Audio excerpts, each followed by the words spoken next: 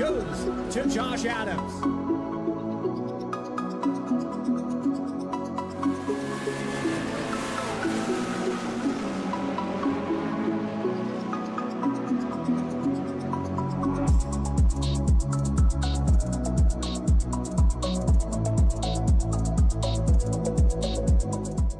Racing isn't easy, but experiencing it is.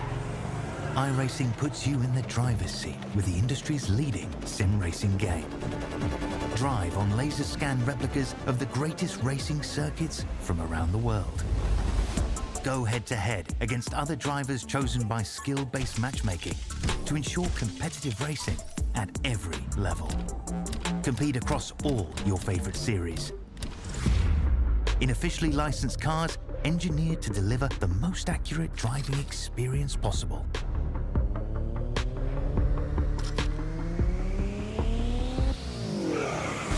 Join a race or host your own with players from across the globe.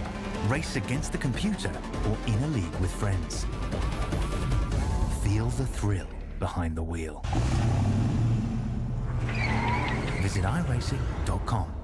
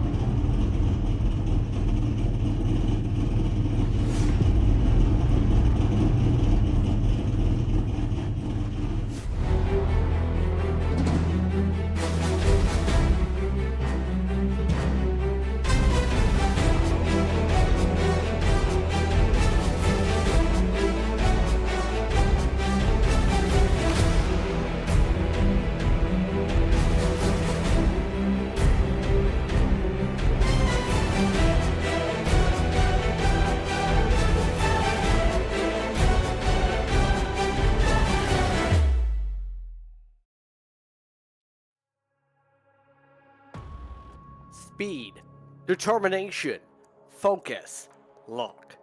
They may all sound like buzzwords, but when it comes to the World Center of Racing, you better have the ability to do all of those things. The Mystic Racing League is getting set to try and sort out how things will begin for the Slim Chickens Cup Series presented by Tier1 Setup Shop, as tonight is the Mystic 500 Duels here on V-Speed. Good evening, everyone. I'm Justin Prince. Alongside me is Morgan Cook for tonight's action. Cameras are provided by the great Dougie Beard. Tonight, we get the season started, and these drivers tonight get some points on the board. But more importantly, Morgan, for many of these drivers, it's a chance to lock themselves into the 500-miler this weekend. Absolutely. 60 drivers entered, 50 remain after qualifying, and only 40 get to start the race on Sunday. 10 are going to go home today. Better do well in those duels if you want a shot at glory on Sunday afternoon. A lot of details to talk about, especially here at Daytona, where we're expecting speeds at around 200 miles an hour in the heart of the field as they zip around the banking here tonight.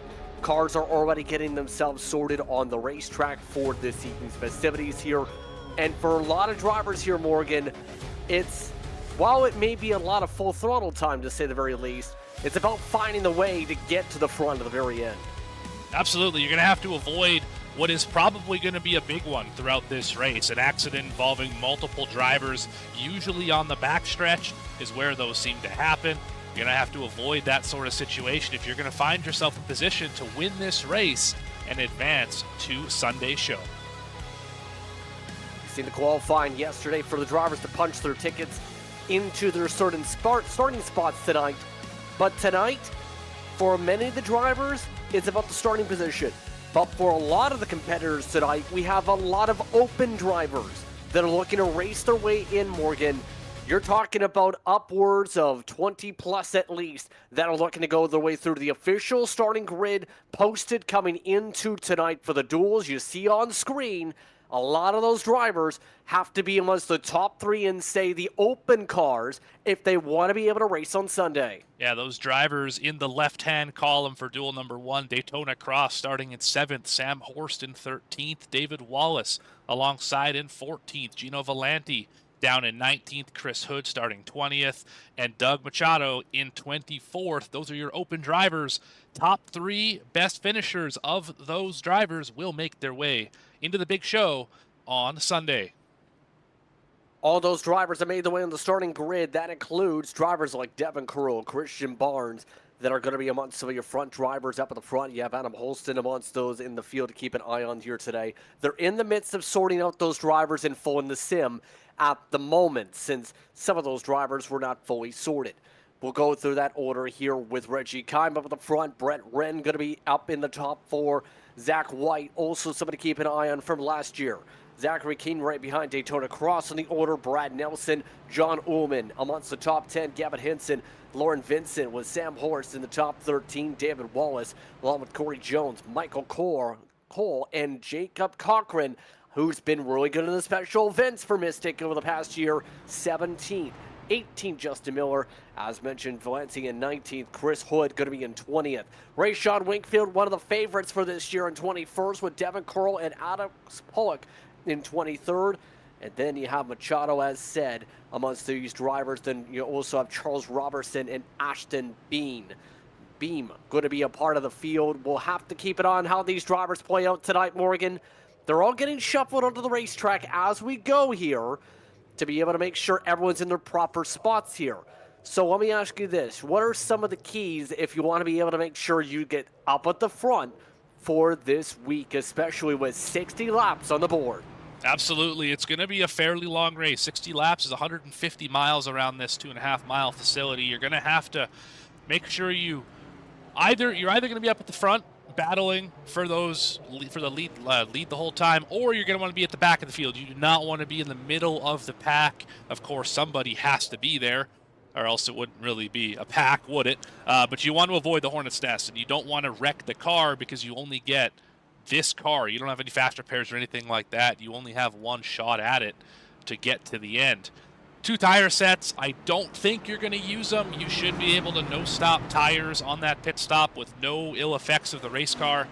There are unlimited green-white checkers, so we could go 15 attempts under caution to try and get this thing sorted out in overtime. And of course, this is not the regular fixed setup. All these setups provided by Tier1setupshop.com that are all the same across every driver. So that's going to be for some of the drivers, making sure you adapt to that setup here tonight from Tier 1. We'll see how the drivers fare out here at Daytona on the pace. Remember, your pole qualifiers from yesterday. Curtis White, Luke Barnes don't need to race in the duels. Those drivers will not be a part of those lineups tonight. Curtis White got the top time, and Luke Barnes got the second highest time out of those drivers. So as they continue to shuffle here tonight, again, we'll get to some of the intensity expected here tonight. How intense do you expect these duels to be here in terms of the competitiveness, especially knowing different stakes for different folks? Yeah, normally how these races go is you have a flurry of activity in the first 10 or so laps. People trying to kind of push it, see what they can get away with. Usually you see an accident of some sort, and it kind of snaps all the drivers into it to say, this is a long enough race that we need to sort it out. And then they'll ride, air quotes, in a manner of speaking, for 30 to 35 and then go hard for the last 10 to 15. That's what I expect to see today. But we see it all the time in real life, JP. Whatever Duel 1 has in store, Duel 2 is exactly the opposite. See if opposites stay away this time. The driver's still getting sorted, but a lot of people interesting enough tonight here, Morgan, electing to start from pit road. Charles Robertson, Scott Millard, Zach White, Ashton Beam, all electing to start from their pit stalls here. Not sure if that is the best call or the safe call, expecting chaos here. It can be a bit tricky tonight with the attrition. Yeah, I definitely see 4 drivers on pit road right there, just like you were saying. It's a bold strategy to do that. I mean, if it works, you look like a genius. If you go a lap down, you never get that caution. You're going to be kicking yourself a little bit later, especially if you aren't locked into the show. I don't know if any of those drivers you mentioned are open or not, but I believe we're going to go green this time by for the first points-paying race of the season. Here in a couple drivers still being told their lines, but we only have one car left. In terms of a couple of those drivers left to sort. Drivers being asked if they are good at the back of the field. Looks like we are just about ready, as just about all cars are sorted. Zach Davidson will lead us to the green here once we get the go. Reggie Kime, one of the drivers that was a contender in last year's Mystic competition for the 500, looking to try and battle once we do get the chance to roll. Lights are out on top of the iRacing pace car. Happy to have you with us here on V-Speed for tonight's coverage of the Slim Chickens Cup Series presented by Tier 1 Setup Shop. The Mystic 500 duels are underway from Daytona.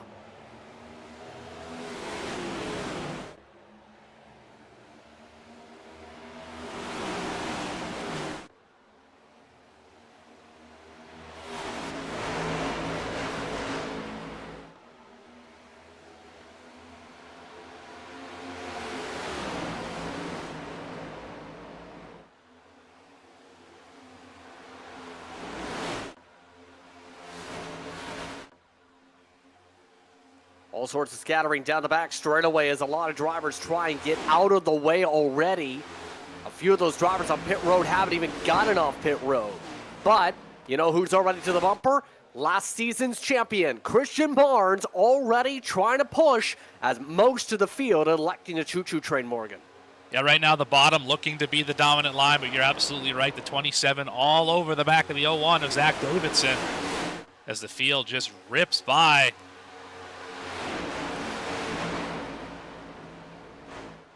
And for a lot of the drivers, that might just be the patience level you expect here. We know some of these drivers don't want to get into the chance of an aggressive attack or incident.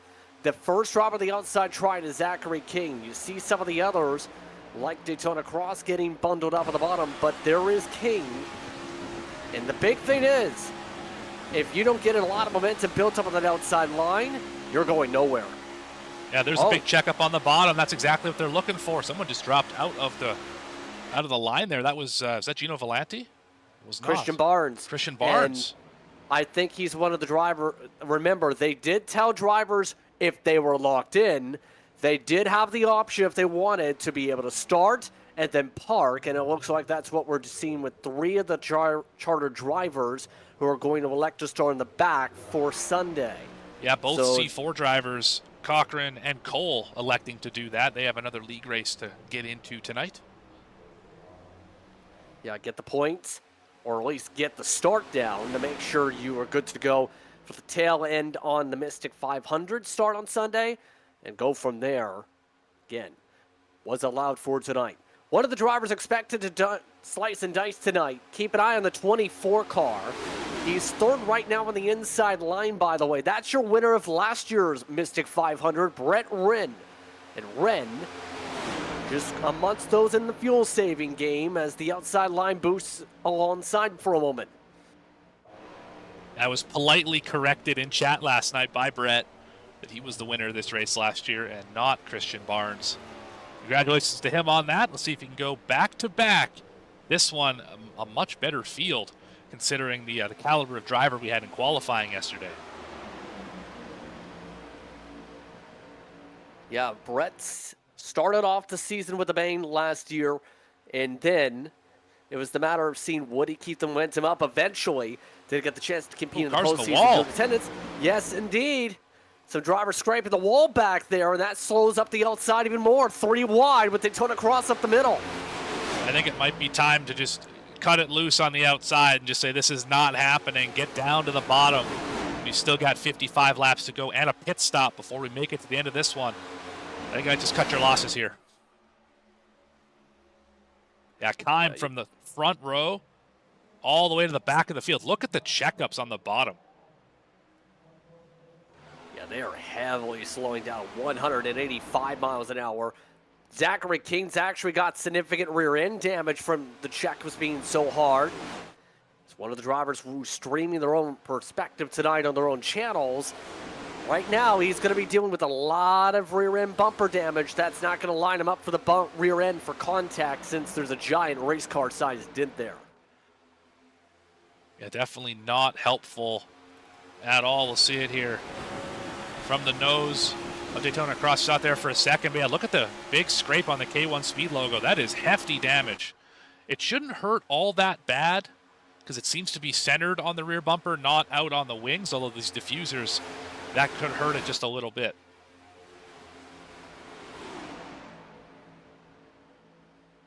Yeah, aerodynamics are huge at this racetrack. Devin Curl stuck behind, and they are now being choo-choo trained by everybody else.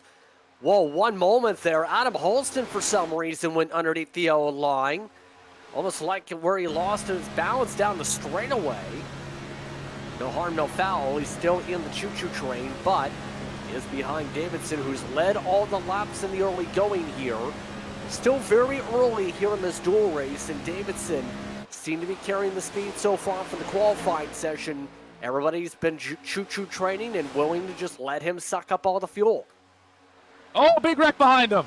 I think that was Volanti. Volanti, the 15's involved as well. No caution yet. That's Devin Curl in it also. We stay green. Let's go back on a quick replay, see what happened to those two. Oh, man, that was a big hit for Volanti. That is going to be day over for both those drivers, probably. And Gino Volanti, one of the open drivers. He ran in several races last year in the Cup Series. Yeah, just went up. Was not a lane open. Crossed over the 15. Yeah, not sure why he started to try and come up there across the 15's nose there. And that cost them both damage. Ashton Beam is the only other driver now with Curl. And the rest of the field still keeps going. No caution flag from it. As up front, Alex Pollock.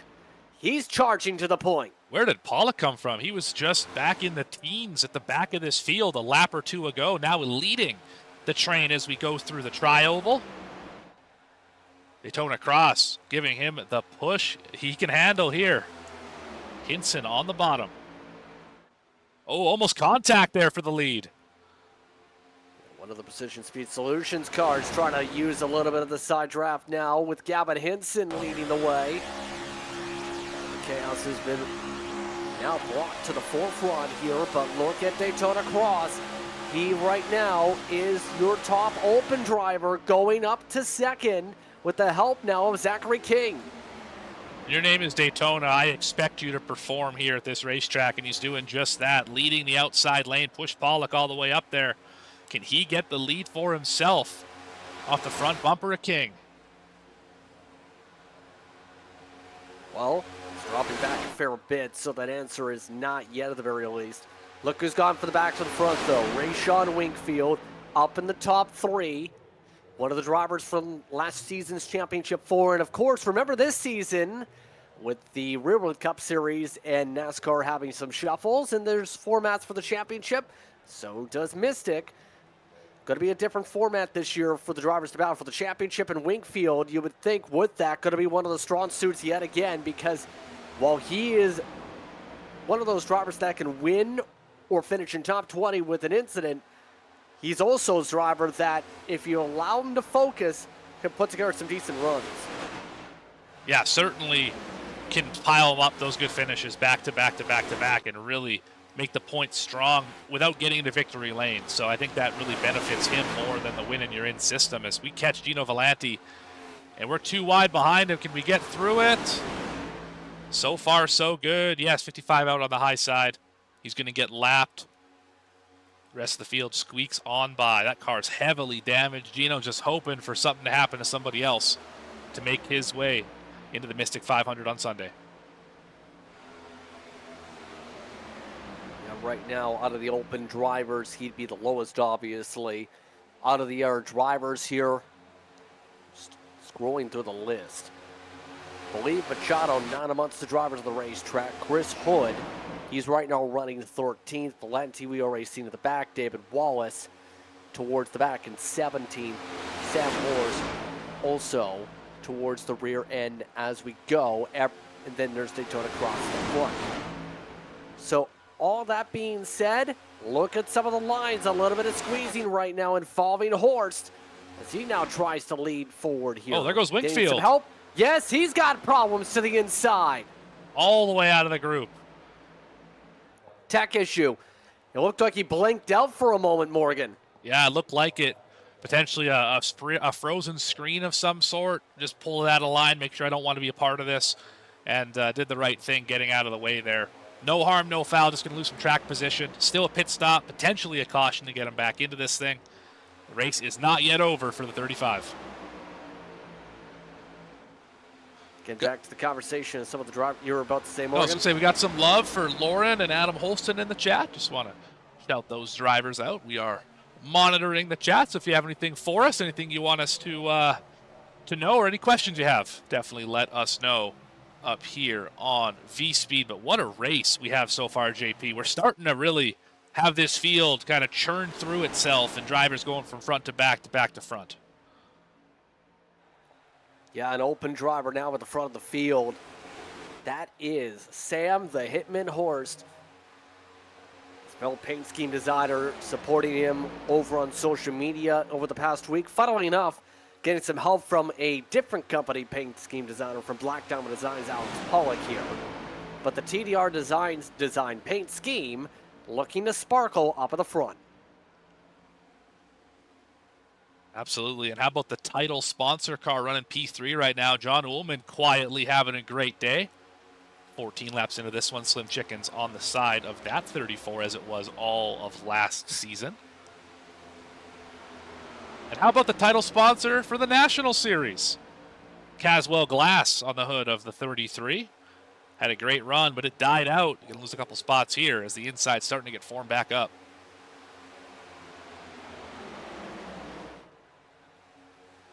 Yeah, right now, these lines, this outside seems to take a few laps to get going here with the momentum swing, but it's not been the end-all be-all because there hasn't been a lot of side draft from that inside line to pull back the outside or the outside to pull back the inside. It seems as though that if you want to get the line to work, if you have the numbers you can get it to, it's just some people don't want to try it yet and risk the damage of an incident.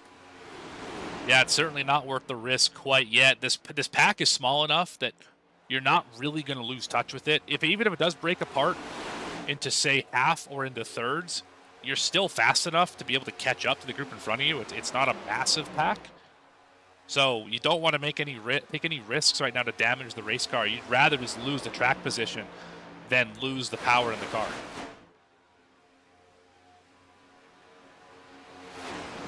Looks like some lap traffic moving up the racetrack. That is David Wallace now losing a lap. So that is about near half your open competitors at the back or a lap down in this one so far as they shuffle. Looks like Justin Miller now getting the chance to lead his way forward here. We haven't seen too much of Miller in these races. Now today, looking like he's got a good boost here. Has to find a way around these drivers and quickly, and he's doing that. You're getting a great push from Brad Nelson here on the high side. Quick update as well, Sam Hurst. Sam Hurst is how you pronounce that name. Apologies, Sam. Apologies. Still leading the field here, so we will honor that request so long as you're leading the field. Yes, Hurst is the one for now looking to try it. You fall back to second, it's back to Horst. Kidding. Yes. Regardless, leading the open drivers, putting on a great show in the 6. But in all seriousness, though, was talking about when it comes to Miller running for Team Shady Acres. No, they are very excited about running these races here tonight, especially when it comes to this series. They were once those charging up for the pole race in a fair amount of series, but we're looking to return back to the roots of being able to race in Mystic competition Miller's to the point, and now leads the pack. Yeah, top to bottom move, made it work. Now he's going to try and block the lanes. I think that move went a little too early. Oh, look at the run from the 33. My goodness, that was the right call. Kind of stalled out on the top side. Will he drop down to cover the 6? He's going to have to do it quickly. Decides not to. Yeah, it's about lane choice sometimes, and for the drivers, do you want to be the Pied Piper by blocking all the lanes and risking not having the friends? Or do you hope that the outside is going to help build momentum? That was dangerous with Zachary King. Almost looked like he was going to fall down and nearly forgot Brad Nelson was there. It's almost clear, and then he wasn't. Just about the big one there from the second row. Did not happen. 95 still leads. Now it's King to the point on the top side. A lot of squabbling and shuffling coming up to lap 20. We're about a third of the way, just about, through duel number 1. And we're going through this pretty quickly here, Morgan. This race zipping on by. So far, only a couple incidents here and there, but according to the start of parks, we still have 18 cars still on the racetrack. A lot of communication for the drivers starting to pop up in terms of getting something coordinated here. Keep in mind, a lot of the drivers on the outside still dealing with damage, like King as well as Hinson here.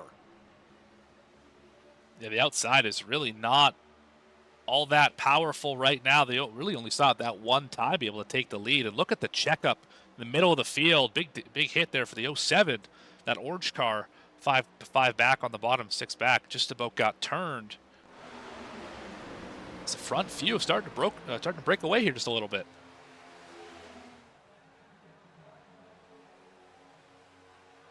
Yeah, look at this right now. You can see the small gaps starting to pop up here and there. But of course, when it comes to a lot of the drivers here tonight, talking about special appearances for, say, Gavin Hinson, he's going to be someone to keep an eye on here again in the 500 because he was one of the drivers who won at the Brickyard, appeared in just about every special event. His main series were those during the middle of the week. But he was very fast just about every single time in a cup car, whenever he appeared. If he was in the full season, may have been in the conversation for, say, at least the top 8 in the point standings. Hinson, right now just trying to bide his time, although he's still dealing with the front damage now. Yeah, modified series champion here for the Mystic Racing League. A little bit on the left front. He's got damage. Oh, just about got the nose cut off by King again. Falling back through the field here. I think they were coordinating for pit stops here right away. It seems like we're getting close to the window to be able to make it to the end of this one. Yeah, that becomes the question now. As we're in the green light coming up here on fuel, do you take it early and take the short stop now, or do you take the short stop at the end of the fuel tank? I would gamble end of the fuel tank, and just the reason is you get more time to be organized and more time to kind of limit the bleeding. If you, depending how many drivers are able to stay out. And then if you catch a caution, you're also looking a lot better than being a lap down, more than likely, having to race your way through lucky dogs and through waiver rounds and all that. And the big thing is, too, you can't just say, 4 tires of fuel, let's go. As many people tell us, whether they're here tonight, whether they're a part of the MRL 500 or the PGR 500, the animations of the pit crew is everything. You take right sides compared to left sides, you can lose 3 seconds. You better put just left sides if you're not taking a full tank. Yeah, I wouldn't even put tires on period in this one. The tires, they stayed on the Goodyear truck. We didn't even roll to the pit stall. They're done. We're just putting fuel in this car, and that's all you need to get to the end of this one. So no one's going to duck down yet. Everyone trying to make sure they are in the choo-choo train in case there's a wave of pit stops coming up, though. At the moment, Miller's the one leading over Nelson, Hurst, Pollock. Oh, driver Bowman. way out of the grass. Oh, that is one of the drivers that started towards pit road. That's Beam. Yeah, Beam. What happened? Yeah. He had significant damage there. I think something broke because he just draped straight up into the wall.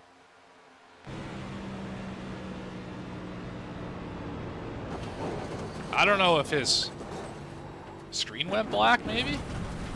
Some sort of mechanical failure. Like, it sounds like he just rolled out of the throttle and then didn't really know where he was. So, yeah, that is an unfortunate break for one of our, I believe, open drivers. Yes, it is. Involving Joey Beam. Connection to him, and that's going to take out an open driver. So we had no Doug Machado. You have Chris Hood. Haven't seen pop up too much, but is now in the top 8. He's one of the drivers currently in the conversation for that. David Wallace is right now, once there's a lap down, he needs luck. Hurst. So right now, calculations would be Hood, Cross, Hurst amongst those open drivers if we were to end here. But we still have a long way to go, and Daytona Cross has been up and down the field like a crossword puzzle. A lot of drivers moving through to and fro throughout the field as we work around a few slower drivers. Laps down for Devin Curl, as well as Reggie Kime. Reggie Kime started second in this race. He has gone straight backwards and not had an opportunity to catch back up. Not sure what happened to the night other than losing the draft, but it has definitely not been the kind of day he was looking for here in the duel. Good news, he is locked in, so that's not an issue. But definitely not the performance we're used to seeing out of the 9 on super speedways. Yeah, we've seen decent runs from him throughout the season. But right now, not in that lead pack. Going to be one of the drivers likely going to be towards the back of the field when we get rolling. By the way, Beam is back rolling. See him out of pit road. But we're almost at the halfway point. 33 to go when we come up to the stripe. Lauren Vincent, we talked about the fanfare for him. He's right now the one leading that outside line, getting help with Holston. And he's driving the Auto Garage McAfee's machine. Looks like for the sponsorship, and the orange machine. Looking to start off with a bang here today. Yeah, trying to find the speed in that outside lane. We've only seen one driver do it, and that is your leader. No one else was really able to make the outside work all that well.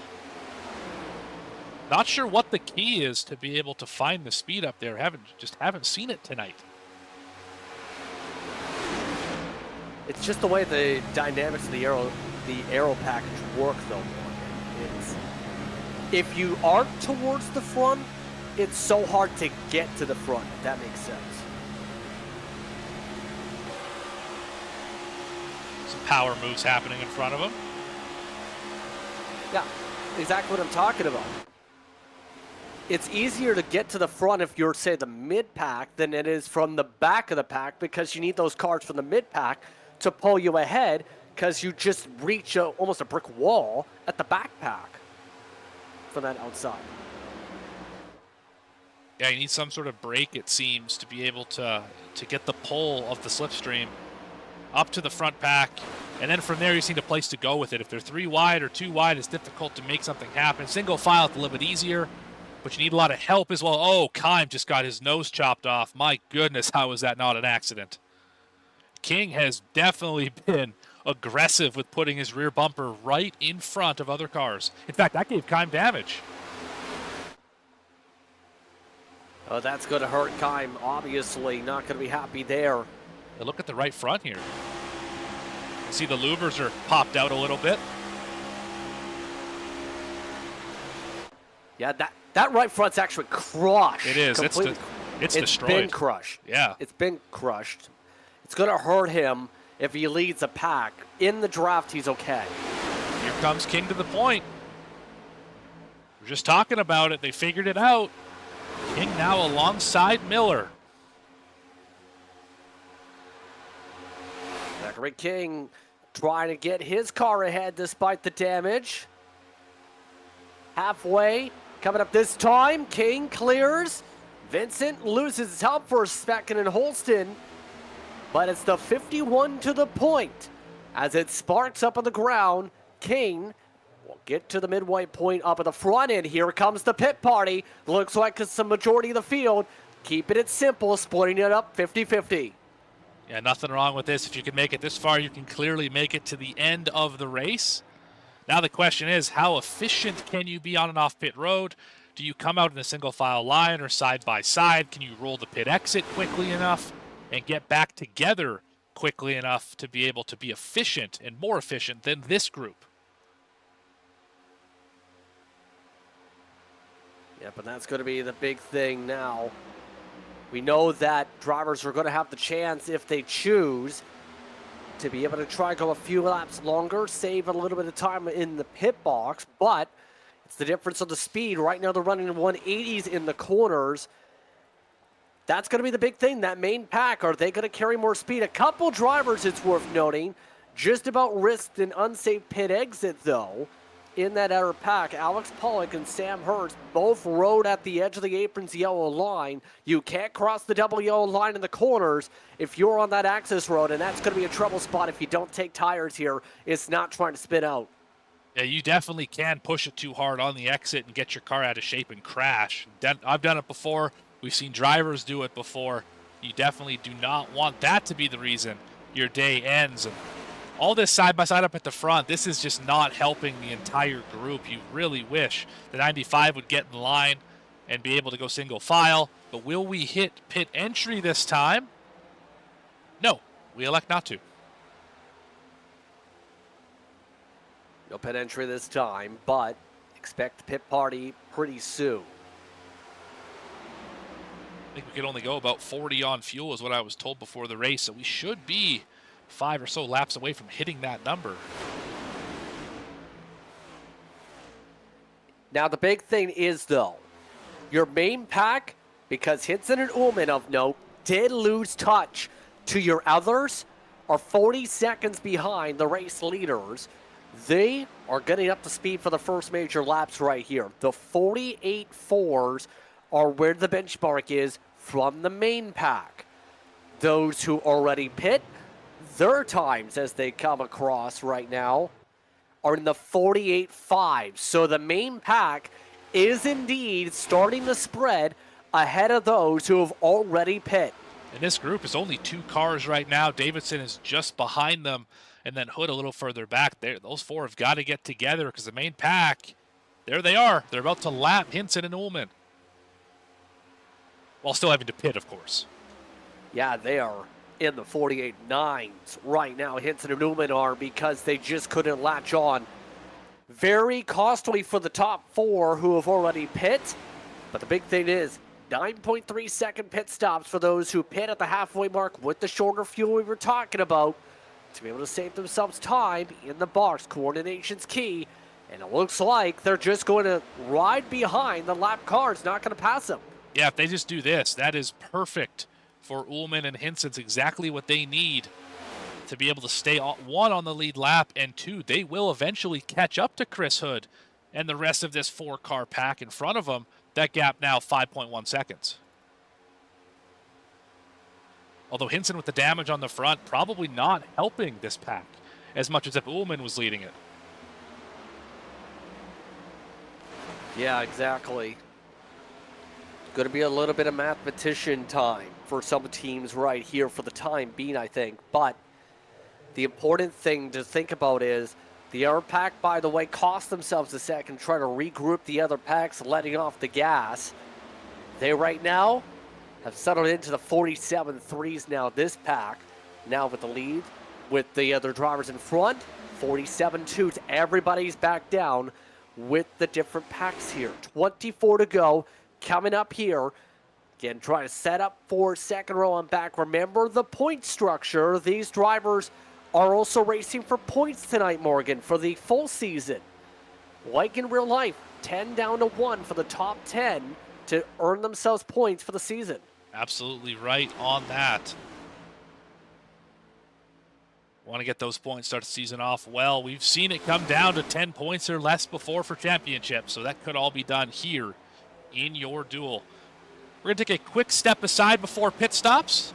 Be back right after this. You're not going to miss a thing here. Here in just a sec.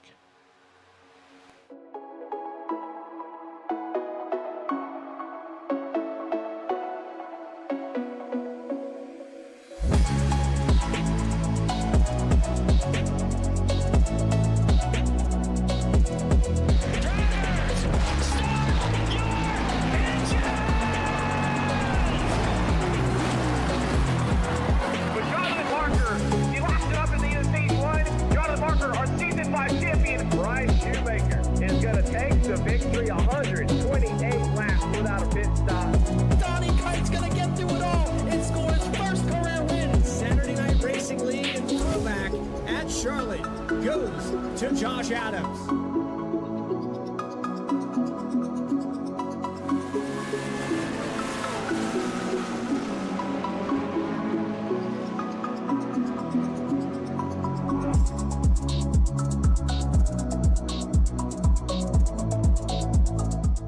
Racing isn't easy, but experiencing it is. iRacing puts you in the driver's seat with the industry's leading sim racing game. Drive on laser scan replicas of the greatest racing circuits from around the world. Go head-to-head against other drivers chosen by skill-based matchmaking to ensure competitive racing at every level. Compete across all your favorite series. In officially licensed cars, engineered to deliver the most accurate driving experience possible.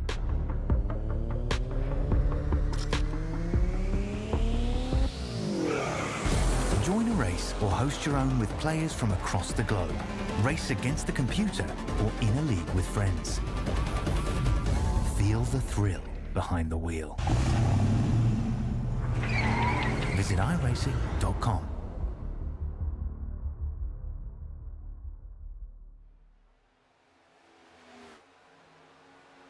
Welcome back, everyone, to V-Speed for the Slim Chickens Cup Series presented by Tier 1 Setup Shop, Mystic Racing League.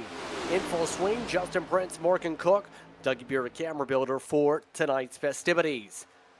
Zachary King still leading, and the funny thing about teamwork, Morgan, is having a team member is so important. But you don't have the team members, you may not get the same help. He asked on the radio, hey, do I have damage? John Oman said no. As we know, if you zoom in, there's a giant little crinkle and scrapes on the front nose, as we know, for King. So Zachary King obviously doesn't know, as he wasn't told. Yeah, almost all four corners of the 51 have some sort of damage on it. We saw the back end earlier. See it here from Daytona Cross. See a big scrape right to the rear bumper. Diffuser looks to be intact, but the right front's got a little bit of an issue as well, a bit of a crinkle for the 51. Where he's running shouldn't hurt him all that much, being right behind Ullman. Well, it's going to change. That's what we're about to say, because they are same pit stops this time by. 41 laps into the race, 19 to go when they come to the stripe, and all of a sudden, King has really backed off. He has cut the gas at least 4 or 5 miles an hour compared to those they were trailing who are a lap down, but they're pitting either way. How will things shuffle for the race win? Brett Wren continues on his own as everybody else comes down. Oh, driver crashed the 07 hard into the inside wall. That car blew, I think he blew it up. He definitely did. That's Lauren Vincent hard into the barrier. Didn't collect anybody else, but Vincent's race is toast as everybody else cycles through. Attention turns to the 92.01, 13 and 6. Riding on board with Pollock here. This would be potentially the leader. They're leading that second group. Drivers out of the pit boxes as Pollock is off of turn 4. Where will this cycle out? See them on the access road. Down at the bottom. This is going to be very close. A few drivers with black flags potentially speeding on pit road. I think Pollock's going to get them. Daytona Cross, Justin Miller, the ones with speeding penalties. Cross was an open driver, but everyone's peeling down, but up to speed already. Pollock and company looking to fan out. King's blocking off the high side. Inside line, a flare out. Here comes the cut. Kane moves back down to the bottom. He works with Nelson. Kane screams, please give me a push, as Pollock takes it away. So it looks like pitting early was the right call. All 4 of those drivers will clear and be 1 through 4. As we go under 20 laps to the end of duel number 1. And a great day for Justin Miller. Turned sour. Black flag pit for pit road. Could have been a great run to be able to contend early on in the Mystic 500. Instead, we'll have to start towards the middle to back of the field likely with his penalty situation. Right now scored in 15th position. But now it's the calm before the storm, as we say, when it comes to this race. Everybody can make it on fuel, and a lot of the drivers are trying to just ride and bide their time. Now it's the question, when do you pull the pin as you speak and get yourself to the front with some moves to the outside? I would say because there are only 10 cars in this pack, it's really not that large of a pack. I mean, in fact, a lot of these are lap cars as well. There's only 7 on the lead lap in this group. You can wait until probably like 5 to go to really start going for it. If you want to try now, you can. You're not going to lose much. You're only going to fall back to 7th. It's really just how hard do you want to try to get up to the front of the field right now, and do you have the help to get there? That's a huge thing for a lot of these drivers, but we are starting to see the outside indeed come into play. Should be a surprise. Zachary King wants to be aggressive here today. Right now, the Meatball Motorsports machine, hoping he doesn't follow his logo's sake and get the meatball flag with any other damage. And that outside line's not working at all because they're getting passed by lap cars now and by Adam Holston. Yeah, they are not quick right now. Fall back in line for King.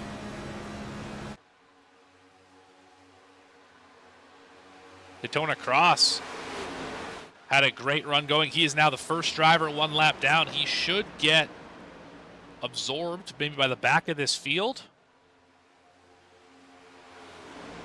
If not, the next pack is a ways behind them.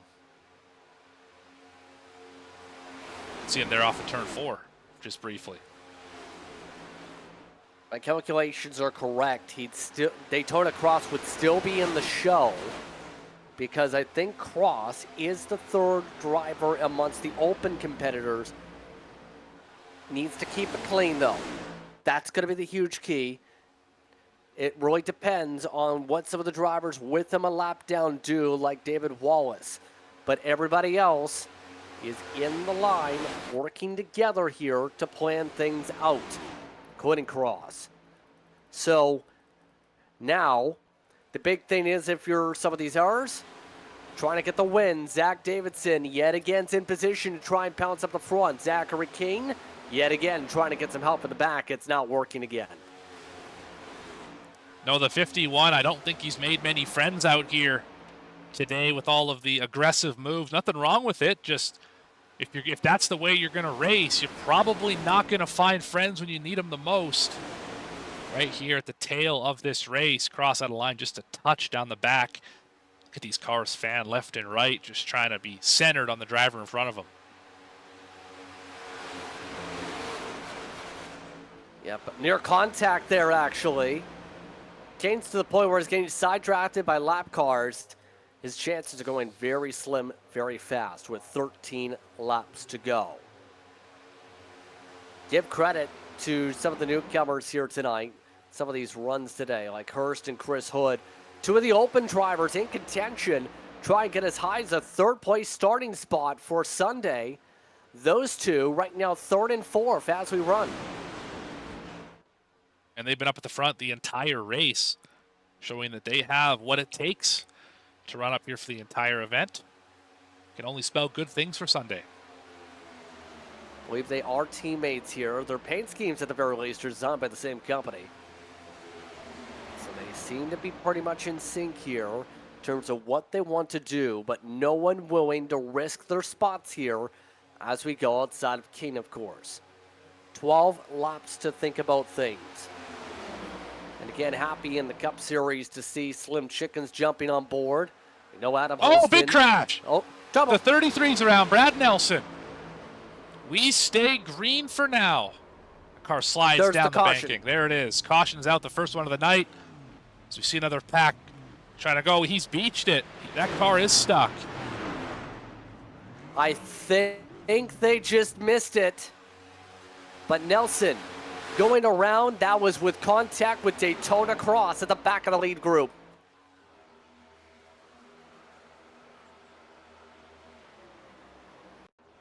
Try that It again almost with looked a like closer one. We'll get a better shot at it here. See the 33 and the 00 at the back of the field. I think you're right, though. Those two made contact and around with the 33. Yeah, I was about to try and say there, it looked like Nelson tried to squeak in and Cross had contact. Just watch for this run coming up here out of the tri-oval. Yep. No, I think Cross was trying to get back in line, just misjudged it. But regardless, 33 hard into the outside wall, and that is going to. It's not quite a day ender, no meatball, but that is not what he was looking for. Got it back rolling. Yeah, they got 4 quarters of that car damaged. Yeah, definitely going to have to get some repairs done. Try and have a chance. He's part of Tough as Nails Speed Shop. One of the teams for the season. We'll see how it goes. But that's a big pony coming up here potentially for Daytona Cross, because depending on what happens here, might be at risk with David Wallace. We'll have to see where things get sorted once we get green for the lead laps themselves. It's pretty good pretty good damage on that car as well. Look at that right front. Yeah, that car's pretty hurt. Yeah, that's going to hurt him aerodynamically the rest of the way. But I think based on the lap count here, or in terms of the intervals, that it'd still be him in the top 3 out of the open cars. 10 laps to go this time by, though. This resets everything. This is going to be a wild finish, to say the least, Morgan. Yeah, this is for Mystic 5. The ability to make Mystic 500 glory. Not even the glory yet. This is the opportunity to even get into the show for some of these drivers, and for the rest of them, you just want that great starting spot. So you have a better chance at it, better pit selection, and all of that comes with starting up at the front. Free pass appears to be Devin Curl. Curl will get back on the lead lap with his caution. King, Henson, and Nelson will now take the time to get some damage repairs done. So Curl will have a chance to compete up for the race win. We have seen Curl down a lap essentially much of the way since that contact that seen him lose the main pack. But the open cars of Hood and Hurst, 3rd and 4th here, going to have the chance to start alongside.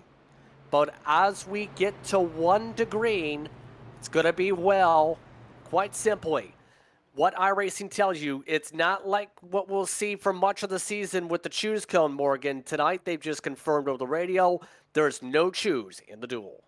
Yeah, go wherever iRacing tells you, whatever that black box says. I never found the choose to be especially important at a racetrack like this, Daytona, Talladega, or even Atlanta for that matter, being that it was really about how well you were able to work with the driver in front of you or behind you in the restart zone, not necessarily the lane you were in. So I'm glad to see that they kind of remove that from the driver's hands and just say, do what iRacing says in terms of lining up, and then race amongst yourselves and figure it out. That way there's no complaining about, or even getting a choose penalty, because that could end your day, end your chance of winning if you're able to, cross over the box when you're supposed to choose or anything silly like that. So I'm glad that they're just going the stock iRacing route. So reset your top 9 here is Pollock and Davidson, Hood and Hurst, followed by Holston and Ullman, Wren, followed by King and Henson. Devin Curl currently 10th. Nelson just also pit a second time, or rather still is pitting the first time, for damage repair. Just leaving now. Most of it's fixed. He's going to be still hurt, though, for the end of this one as we come up to what's going to be an 8-lap shootout to determine how things get sorted for the running order for the inside line for the Mystic 500.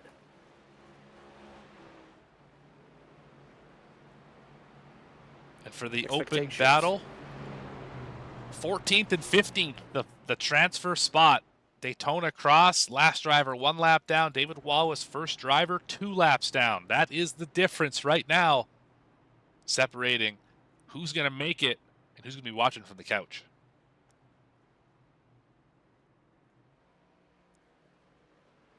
Yep, it's going to be something to watch for here to close out the run. especially after Daytona Cross spent nearly 2 minutes in pit road getting more damage repairs done. One nice thing about this behemoth racetrack is you can get a lot of that damage fixed because the lap times take so long, 2 minutes and change to pace around here at 70 miles an hour. So that's one positive. The negative, of course, that you have all that damage to begin with. Not ideal in a racing setting. So here we go. Coming up to the restart zone, Pollock ready to see if he can hold off the crowd for 8 more times around. Race control, looking to keep things clean. Again, right now as they go, the third charter car is by a lap Cross. So Cross needs to avoid any and all incidents if Daytona Cross wants to be able to join this fray for Sunday. Here goes the pace car. Here comes the restart zone. The green flag is out. Pollock on the gas. 8 laps to go, and nobody else hit the gas with him. Yeah, all on his own. I imagine he'll be sliding up to the top side here to try and protect because the bottom lane did not go. But here comes the 0-1. That was probably the plan. 13 going to let the teammate in, assuming they are teammates after all. Just like that, bottom lane forms.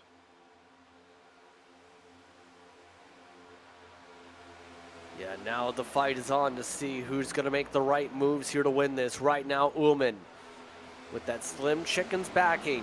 Big connection when it comes to Slim Chickens down in Iowa. He looks to bring himself ahead with the help of Zachary King. There's the side draft attempt. A little bit squirrely, trying to pull back the inside. Well, it worked for a while. It got up all the way up to even with 4th. As that's Daytona Cross. He's going to lose that second lap. David Wallace now takes the spot. Yes, indeed. He was given the NEOL penalty originally, and now it's Wallace who is in the bubble spot for the open cars to be able to make the show. Wallace, one of the part-time racers from 2025. 6 to go at the stripe. Pollock looking to still hold on as 2 of the other open cars look to try and push behind. Bottom lane, 4 cars ahead, it looks like. Brett Rinn now making the high side work. Davidson thought it was time to go up there. Oh, 3 wide. Oh, and Davidson's in the wall. Oh, they're wrecking behind him. Wallace is in it. Oh, big hit for Wallace. Oh, that car's destroyed. That could Caution be flag is out. That could be day over for the 08. That could be day over for a lot of drivers here, and that is huge for Wallace, who just got in the transfer spot. It's Daytona Cross, they'll take it back. Let's take a look at the replay. So it all happened up at the front. 01 and 20 and 24. Trying to go 3 wide, couldn't quite do it. Bunch of other drivers involved in it. Let's go back one more time here.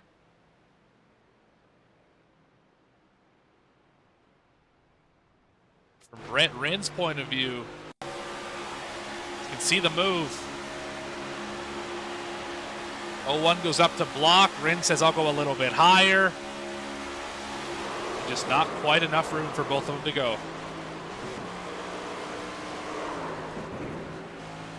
That comes in a second time over front Oh, and then wheels got spun galore. there. Oh, man, great save on the bottom of the racetrack. That could have been worse as well. Yeah, David Wallace meatball. Gino Volanti meatball flag. A second one for the 55.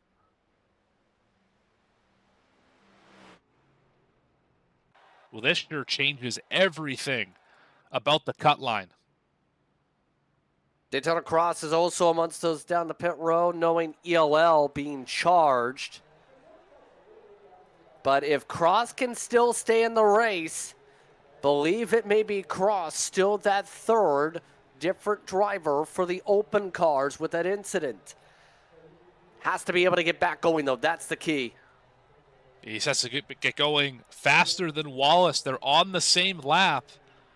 I don't believe anyone else can take that from them who's left in the race. Valenti 17 laps down. That is unfortunately going to relegate him to not making it.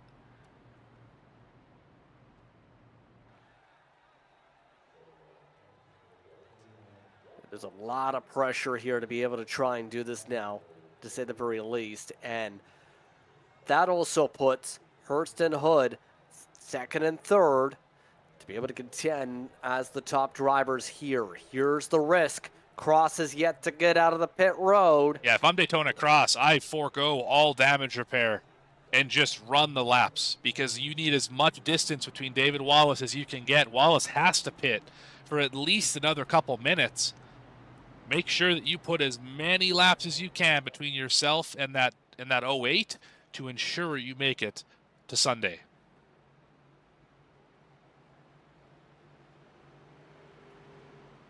So there's the lucky dog, by the way, in this Reggie Kime, who's got a near clean race car. Will get a lead lap back. Or a lap back at the very least, should say. He is back on the lead lap, yes. Yes. Was about to say.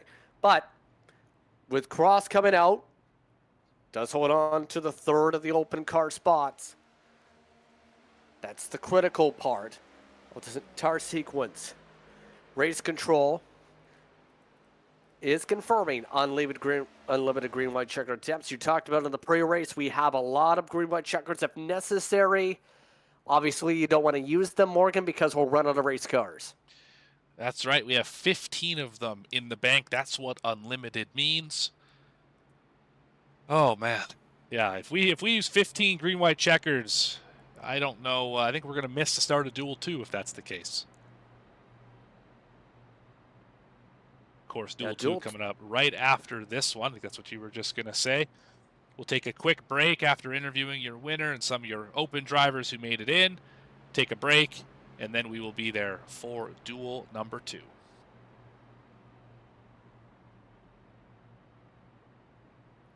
So, coming to 1 to go. So we're going to a natural green-white checkered. We're not using the bank yet for those GWCs, but we have it like this. Pollock and Hurst on the front row. Hood and Hinson, Holston and Ullman, King and Nelson, Curl and Kime will be on your top 10. All the lead lappers. Zach Davidson, I believe still getting damage repair, will also be on the lead lap. Everyone else is pinned laps down. Check that. Zach Davidson multiple laps down. Brett Wren would be 11. Davidson in 12th. Zach White in 13th. Daytona Cross in 14th is currently the last of the remaining open cars in the field. Yeah, Wallace still on pit road, engine smoking. So is Valenti.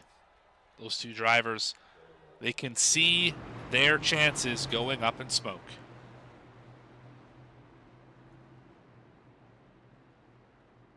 And looking to try and end tonight in Sopanu's victory lane, Pollock and Co.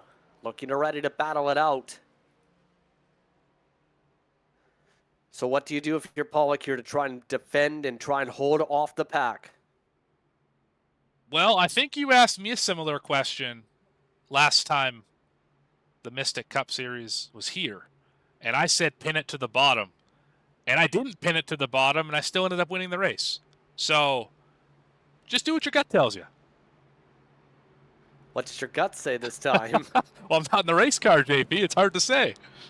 I got a whale of a push from Caleb Hunt last time. I think Pollock's going to be hoping for the same thing. Unfortunately, I think the 6 and 13 are working together in some way, shape, or form. So that may be difficult here. He could probably get some help from either the 39 or the 48. Basically, have a car in your back bumper, and you'll probably be okay if you're Alex Pollock. So here we go.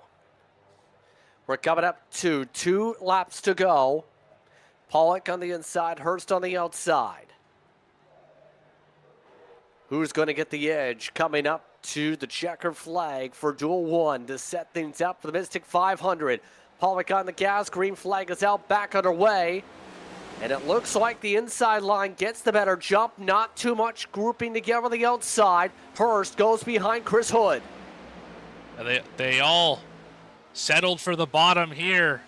They're going to accordion just a little bit. Top lane has an opportunity to get back with Gavin Hinson leading it, but they are falling back in a hurry. It's all about the bottom now. There goes 2-3 drivers to the top side. Zachary King, who else going to lead the high line? And he's fixed most of the damage. He's got a clean race car this time. He can trust himself on that, but he needs help. Brett Wren is still 2 car lengths back for him. If we get to the white flag, it's a simple race to the checkered. Pollock still hugs the inside, no moves behind. White flag is out one more time around. One more lap, 2.5 miles. They're 3 wide further back. Not going to be enough. 3 cars separate from the front of the field, side by side, 4th on back. Top side's fading. Top side's got nothing doing. Adam Holston moves up to it. Communications on the pushers over the radio. Holston tries to get the help. Pollock still hugs the inside. Here comes Holston. It's now 2 cars up at the front. Holston trying to get some help. Can he get there is the question. Hood gets himself ahead of the outside line. No one else ducks out. Bumping for third, but it's Pollock who bumps his way to victory lane. Alex Pollock wins Duel 1. What a drive for the Black Diamond Designs. 92. Led 24 laps and got the job done. That total, by the way, your most led laps of the race tonight. So Alex Pollock getting the edge tonight in this field. Hood and Hurst are amongst the open cars who get the chance to advance into the show. Looks like Daytona Cross, the other one as well. So Hood, Yes. Hurst, and Daytona Cross should all make it on Sunday. David Wallace unfortunately came 5 laps short with the damage at the end.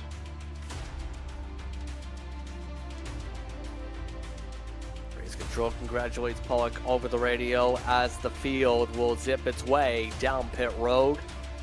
But the trip to victory lane coming up for the precision-backed Alex Pollock. It's burnout time, and he goes straight into the grass as some of the others decide to crash down the pit wall.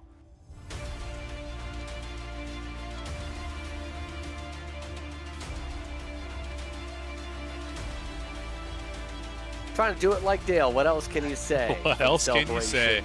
Let's have a look at your results here. Yep, it's Pollock up at the front. Hood in second, Hurst in third. Hood and Hurst we'll hear from as well. Part of post-race interviews. Holston, Nelson, King, Wren, Hinson, Ullman, and Kine, your top 10.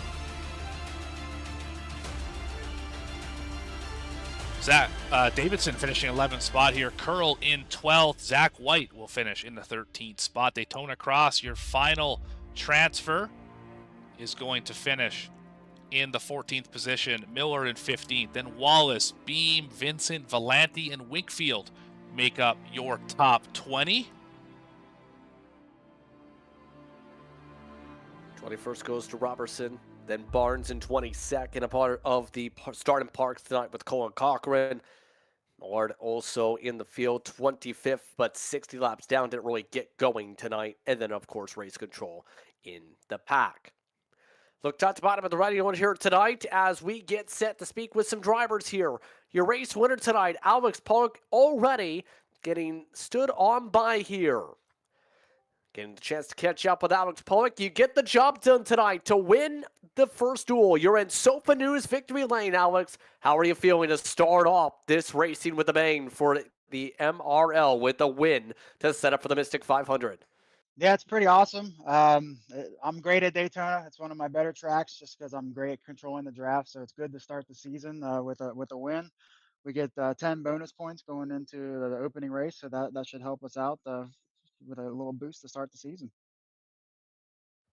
Talk us through the moves that you were going to have to make in those closing stages. We know that some of the open cards were actually lining up behind you. Were you concerned they were going to pop out, or were you trusting the process, as Morgan said, to stay at the bottom? So I had Isaac Wilson crew chiefing me, and he was contacting those guys, let them know that they're the only open cars in the lead lap, so they don't need to be aggressive.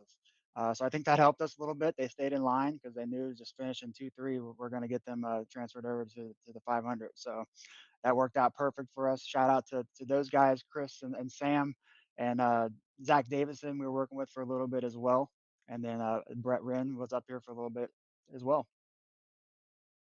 So, in turn, you'll start third for the Mystic 500. What's your strategy to win the race this year? We are dropping to the back as soon as we can. We're going to ride, probably lose the draft with our teammates, and we're going to ride around and keep the car safe to be there at the end. There's no reason to risk it for stage points or anything, especially with the 10-point boost we're getting tonight. Well, on that note, anyone you want to give a shout out here too? Yep, shout out to Black Diamond Designs. If you need a paint scheme, let me know. We'll put a good looking car out on the track for you. Shout out to the Black Diamond Motorsports team. Isaac was spotting me tonight. Brett's an ally that he's not officially on the team, so shout out to those guys. Precision Speed Solution, you guys in the booth do a great job, and shout out to Brandon for putting on a good lead, and shout out to the NSRLA boys who are probably watching and putting on or rooting us on. On that note, congratulations on the run here tonight, Alex. We'll see you on Sunday. Yep, talk soon, hopefully. Alex Pollock gets himself a win in Duel 1. Just so happens, second and third are your top open cars that we'll be speaking with throughout the post-race coverage. Chris Hood was the first of the open cars tonight. Chris, or rather, that is the wrong person pulled in. This is the right person. This is Chris with Morgan. Chris, Morgan, and JP up in the booth. You got a copy? Yes, sir. I got a copy. All right, ran well all night long, finishing second here and making your way into the Mystic 500 on Sunday. You had a shot to maybe make something happen on that final lap off of turn 4 with Pollock, but you chose not to. What were your thoughts in that final restart there? To be honest with you, I was gonna make sure he was gonna get the win. We've been working with him, Sam, and Zach all night, and it was really good racers. And yeah, I had a shot for it, but I was like, I'm gonna push this guy. I'm gonna lock my spot in. I'm gonna be safe about it, all that good stuff. Well, you were one of 2 of the open cars on the lead lap, so that made for a good decision. Obviously, Hurst being the other one, finishing in the 3rd spot. Well, you make it as an open driver. You're the first one of them to lock themselves in. What are the emotions right now, knowing that you are able to race on Sunday and have a good starting spot to boot? I'm excited for it. It's my first time in the Mystic Racing League. I'm glad to be here. I'm happy for it. Honestly, I'm just excited. That's about it. Nothing wrong with a little bit of excitement. All right, well, you made it up here. Who do you want to thank? Who do you want to shout out? Who helped you get to this point? I want to shout out Gary Greenlee. He crew chiefs for me tonight. Really good job. I want to shout out Zach and Sam and Alex for teaming up with me and helping me get up here. Other than that, Cameron Romano. He was in the chat with me, guiding me through my boys, and that's about it. All right, well, thank you for your time, Chris. Congratulations on second, and bigger congratulations to making it into the Mystic 500. Yes, sir. Thank y'all. JP standing by with 3rd place finisher, Sam Hurst. Hurst. Yes, I'm going to get it Sam right Hurst. eventually. Apologies, Sam. Nah, you're good. Yeah. Yes, indeed. You're good tonight, indeed, Sam. Talk us through your approach as you, along with Chris and a couple of the others, seem really quick tonight. I was want to say thank you to Zach, my teammate in the other league, but I want to say thank you to him, same thing as Chris and Alex for working together. We definitely made it pretty good, but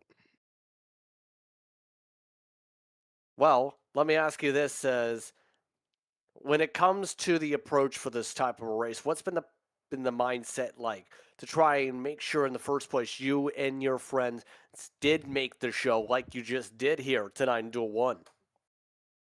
I don't really have no words to say about that. But Yeah, I got really nothing to say about that. Sorry. Okay, what do you say about Sunday? How do you feel about Sunday? I'm worried about Sunday because I don't really have any teammates, so I'm alone. Maybe me and Chris we can work together, but other than that, I'm kind of worried about it. But I'm probably just gonna be a lone wolf about it. I mean, you and Chris have the same paint scheme designer, so that probably Yeah, lights yeah, you up. yeah, yeah. Oh yeah, yeah. So, you want to give the shout outs. Anything else you want to mention before I let you get going? Negative. All right. Sam Hurst taking the chance to move into the Mystic 500, get the job done with the top three here, Morgan. And for these drivers, they get the chance to relax to Sunday, but we have a whole other field that's in the drivers' meeting getting ready for their chance to race in just a little bit, Morgan. Absolutely. Duel 2 on tap here in just a few minutes. We're going to take a quick step aside. We'll be back with more action here in the Mystic Racing League for the Slim Chickens Cup Series powered by Tier1SetupShop.com. Stay tuned. You're not going to want to miss this.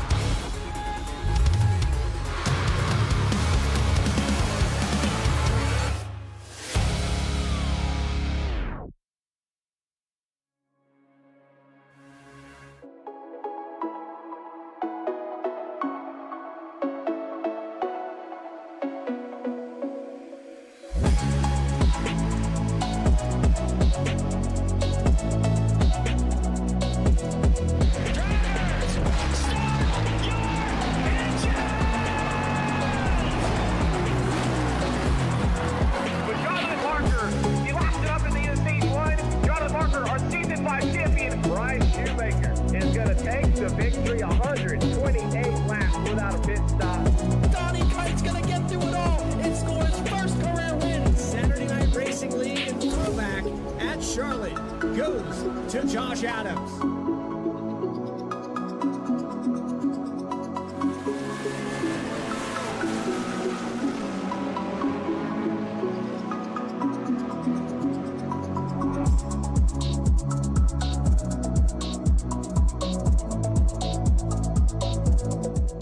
Racing isn't easy, but experiencing it is.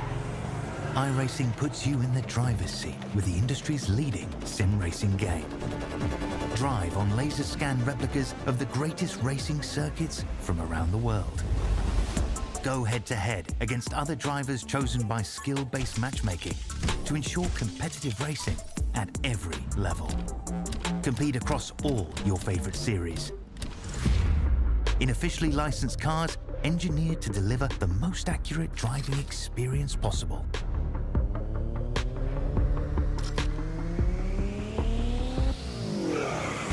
Join a race or host your own with players from across the globe. Race against the computer or in a league with friends. Feel the thrill behind the wheel. Visit iRacing.com.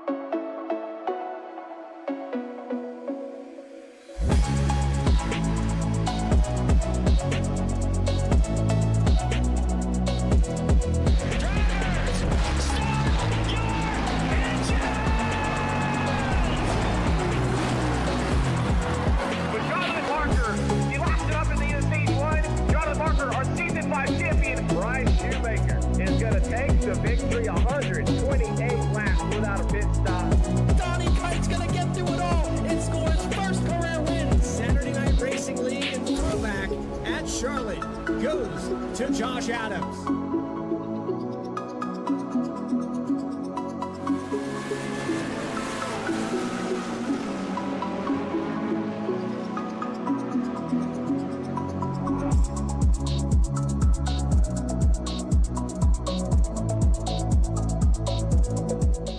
Racing isn't easy, but experiencing it is. iRacing puts you in the driver's seat with the industry's leading sim racing game. Drive on laser scan replicas of the greatest racing circuits from around the world. Go head-to-head against other drivers chosen by skill-based matchmaking to ensure competitive racing at every level. Compete across all your favorite series. In officially licensed cars, engineered to deliver the most accurate driving experience possible.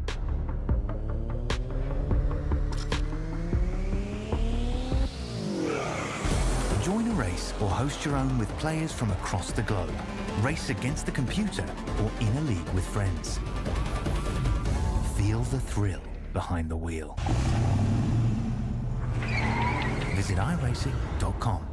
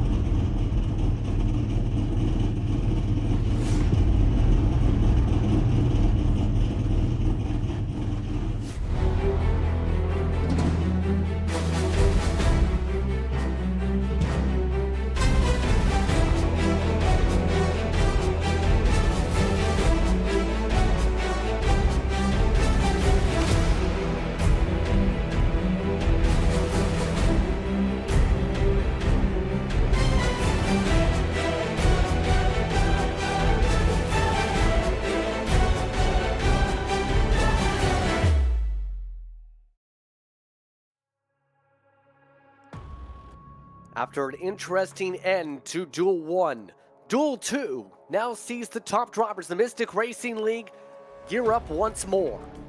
Tonight, we get set once again for the second of the Mystic 500 Duels, the Slim Chickens NASCAR Cup Series, powered by Tier 1 Setup Shop, as we get set again at Daytona. Good evening, everyone. Welcome to B-Speed once again for tonight's coverage. I'm Justin Prince. Alongside the move for tonight, Morgan Cook. Our camera producer is Dougie Beard. As we get set for the second go around here, Morgan, you talked about it earlier. You were expecting one race to play out a certain way, the other way to be the opposite. What would you say race one played out like, and do you expect it to be the opposite of that here?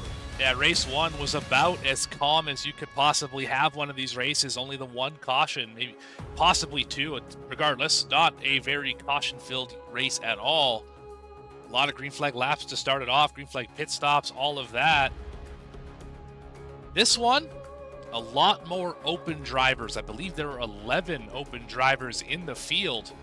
I think this one's going to get a little more wild, JP.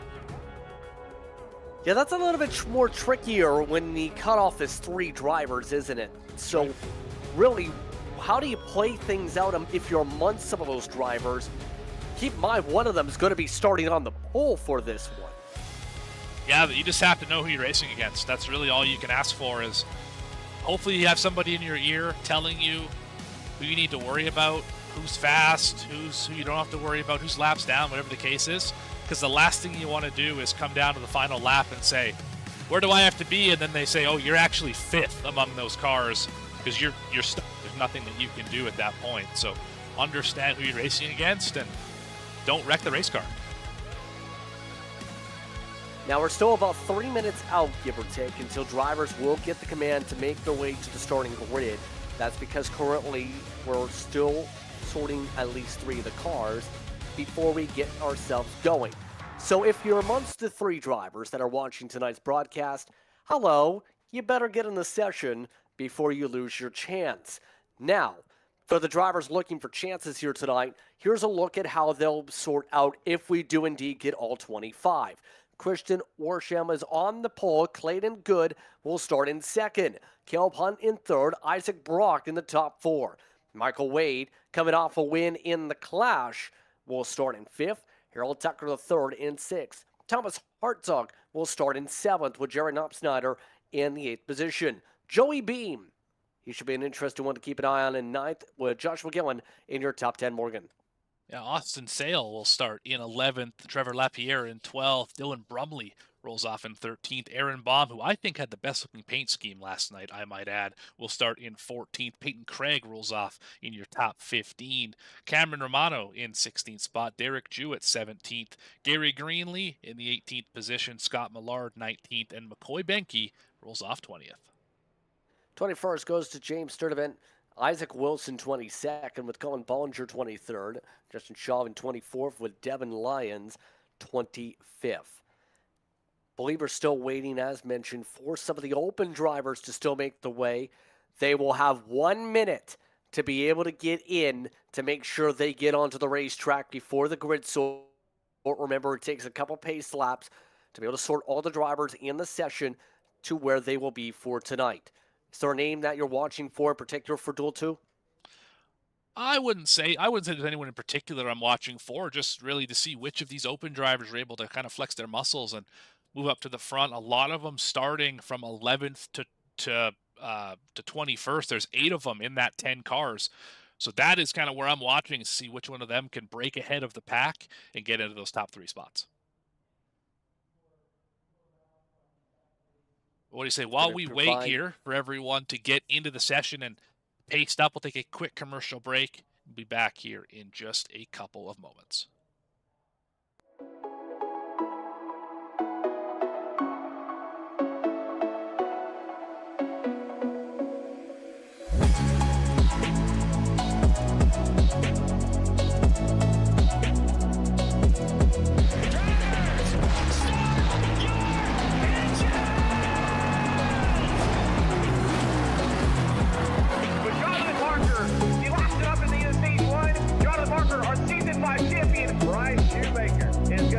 The victory, 128 laps without a pit stop. Donnie Kite's gonna get through it all and score his first career win. Saturday Night Racing League and throwback at Charlotte goes to Josh Adams.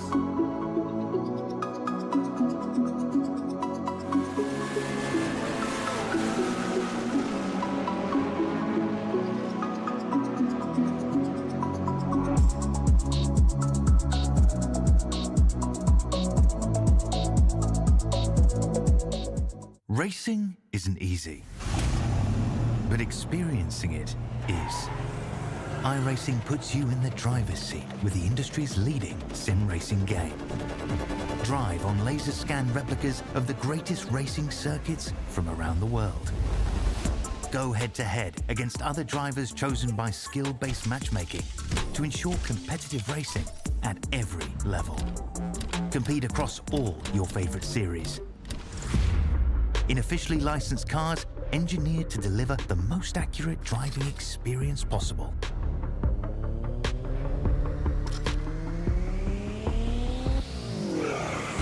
Join a race or host your own with players from across the globe. Race against the computer or in a league with friends. Feel the thrill behind the wheel. Visit iRacing.com.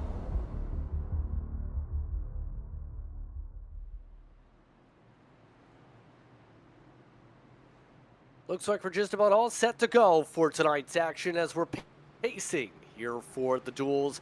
Duel number 2 for the Mystic 500. Justin Prince, Morgan Cook with you. Our camera is provided by the great Dougie Beard.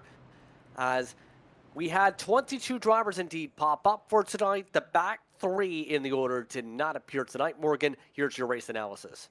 Yeah, 60 laps, exactly the same as duel number 1. 60 laps, 55 miles an hour down pit road. We saw a bunch of drivers speed. It's very easy to go too hot into pit road here. Got to make sure you don't do that, or else you will likely not get a good starting spot for the 500 if you make it at all. 2 tire sets available. Again, they're packed up on the Goodyear truck. We don't need them here tonight. Unlimited green-white checkers. I don't believe we used any. I think we ended up naturally last time. Hopefully we end up that same way here in this one.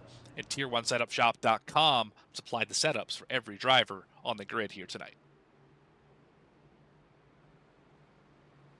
So 1 green for the field taken right here. Of note, Dylan Brumley did elect to start from pit road. An interesting choice for Brumley, who is one of the open cars that would have started in the heart of the field. So another choice to say, okay, we'll get some cautions, but as we've seen in race 1, things could trend green with a lot of the field electing to go to the bottom early on. So, your keys to a successful Duel 2, Morgan. Survive. If this race is anything like real life, where the first race is clean and green, the second one usually a lot more yellow filled. So make sure that you're not part of those yellows. If you're one of the 11 open drivers in the field, do everything you can to keep that car in one piece. We saw that be the difference in Duel 1 between making it and not making it to the Mystic 500 on Sunday. And again, your open cars are Orcham, Sale, Lapierre, Brumley, Craig, Romano, Greenlee, Millard, who we did see in race 1 for a moment, and then he realized he was in the wrong duel. Banky, Sturdivant are those drivers. Devin Lyons, who is supposed to be also in this field, was supposed to be the last of the open cars. But it looks like we're just about all set to go. We're happy to have you with us. Your B-Speed for tonight's action of the Slim Chickens Cup Series, powered by Tier 1 Setup Shop. We'll see how the field likes to play tonight. Warnings for connections already popping up, but the green's about to fly itself into the air. Green, green, green, we're underway for Duel 2.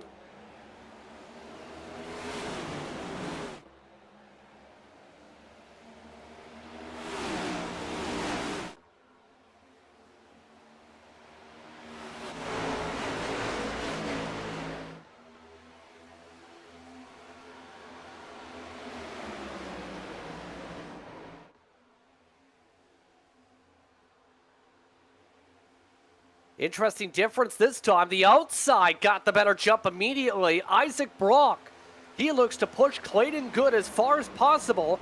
They and Clayton Hunt already to the point.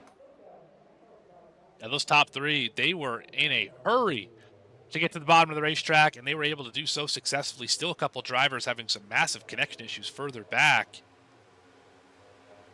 Is that white car blinking in and out? I don't know who that is. I believe that's Peyton Craig. Yes, it is. And he's got to work on that quickly here. Craig, who sounds like one of the younger drivers in the field, is giving apologies over the radio, but race control did already issue that warning before the start, so we'll have to see that warning leads to ramifications in the race. But the inside line, the line to go. The outside, as far back as the teens, where you have to find Joey Beam, the first driver up there.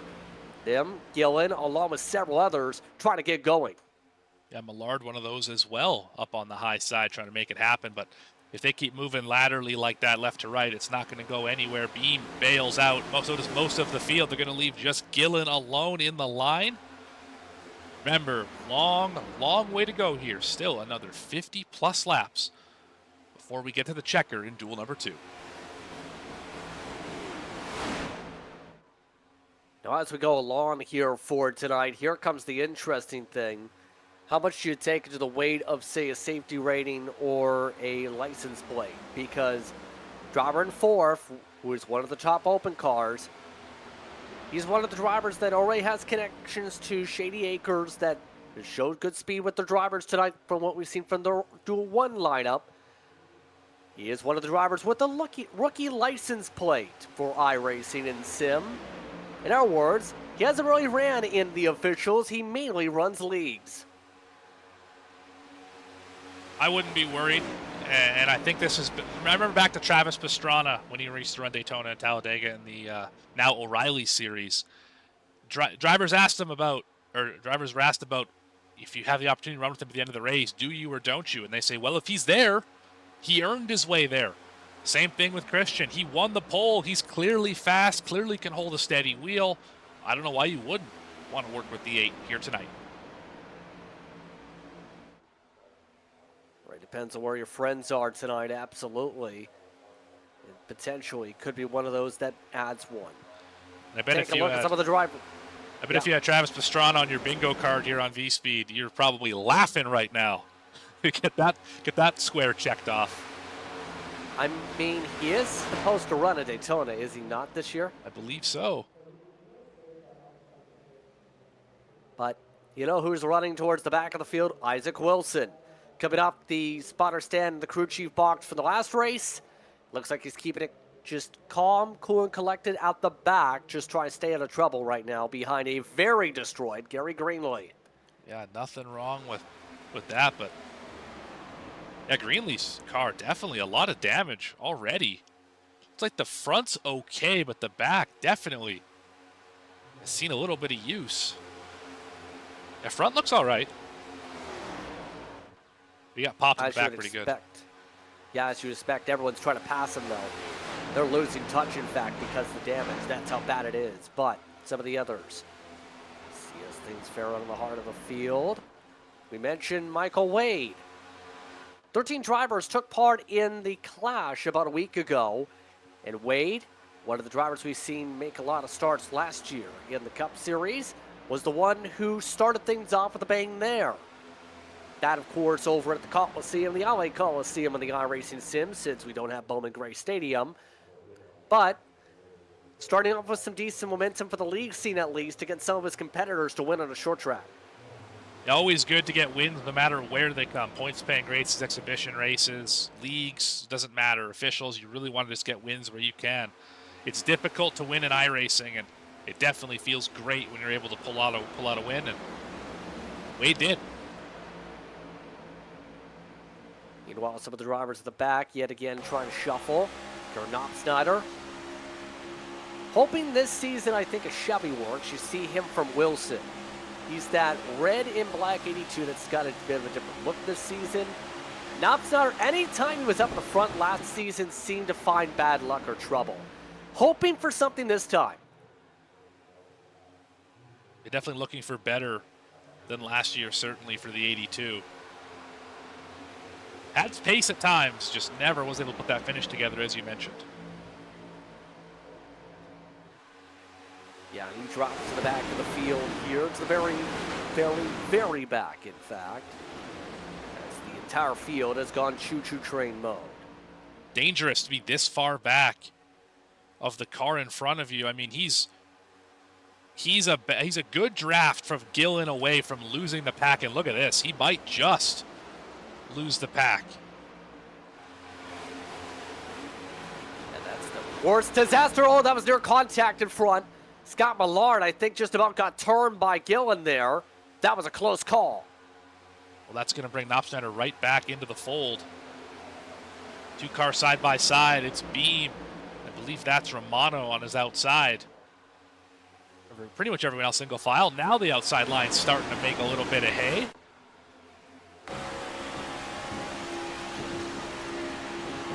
One of the Burnt Rubber Racing warehouse cars.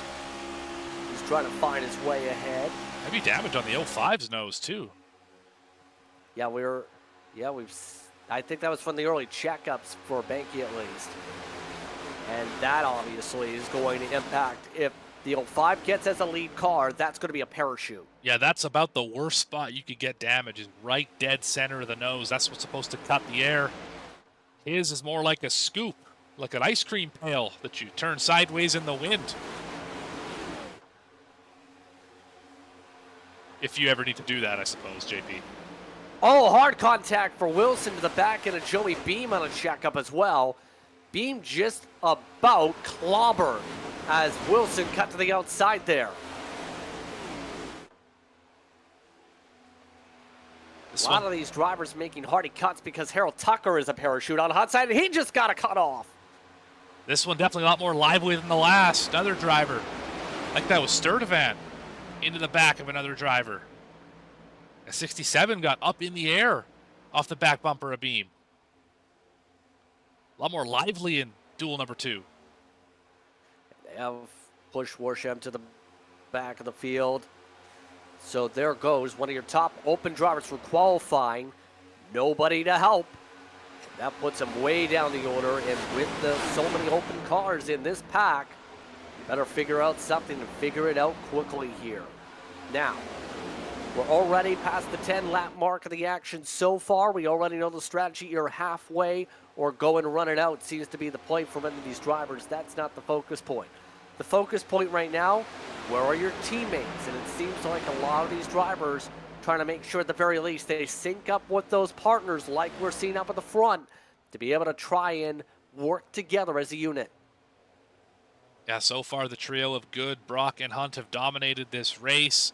Michael Trouble Wade, back of the field. 8 on the inside, nearly hit the wall. Christian Worsham was in the outside wall trying to clear in front of Scott Millard, and there goes your top driver on time. Nearly slams the pit wall again. it all fell apart so fast for the 8. Little contact there, got a big slide. Hit the outside wall, as you mentioned, and that car is heavily damaged. Yeah, really difficult start for Christian Worsham. Worsham already losing a lap at the very minimum coming up here. So, going to be your second lowest right now, potentially lowest for your drivers with open classifications. Brumley just got lapped himself for good measure and just took away that second to last spot for the Charters. So the Charter cars obviously going to have that opportunity to battle and think about the full picture of the championship, but that incident seems to be sparking things a little bit for drivers like Hartzog. He just went a little bit of swerve down to the inside. Drivers are asking, are you okay, just for him going under the yellow line of the WFR car? Yeah, that seemed to be an unforced move, just all the way down below the yellow line, all the way back up. Seems to be all right in the 4. Just a maybe a lapse in concentration potentially for Hartzog. The main thing of note when it comes to Hartzog, if you go to the internet searches and the background checks, simple. He once got an apology to the iRacing subreddit for someone wrecking him. That is the best when it comes to iRacing searches available to Hartzog's iRacing career. Aaron Baum fall into the back of the field here. Yep. He's taking a little bit of a Jesse Love look. The new California car will group up behind the lap traffic actually in Brumley.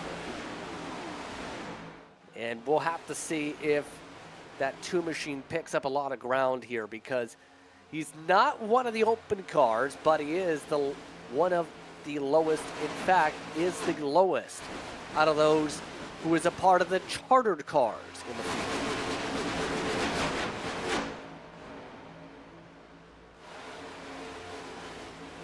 And for those watching along and wondering what's a charter versus an open car, remember, like in real life, some drivers are running the full season and paid for the full season package, so to speak, to be able to run for 2026.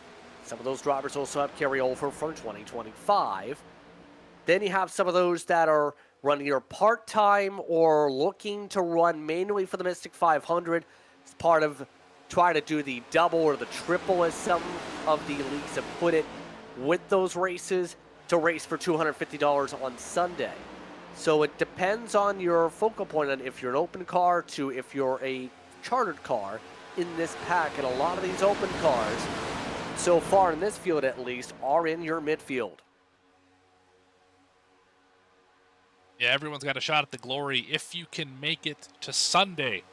And if you're an open car, the best way to do that, run up at the front. Only 3 of them are going to make it from this race.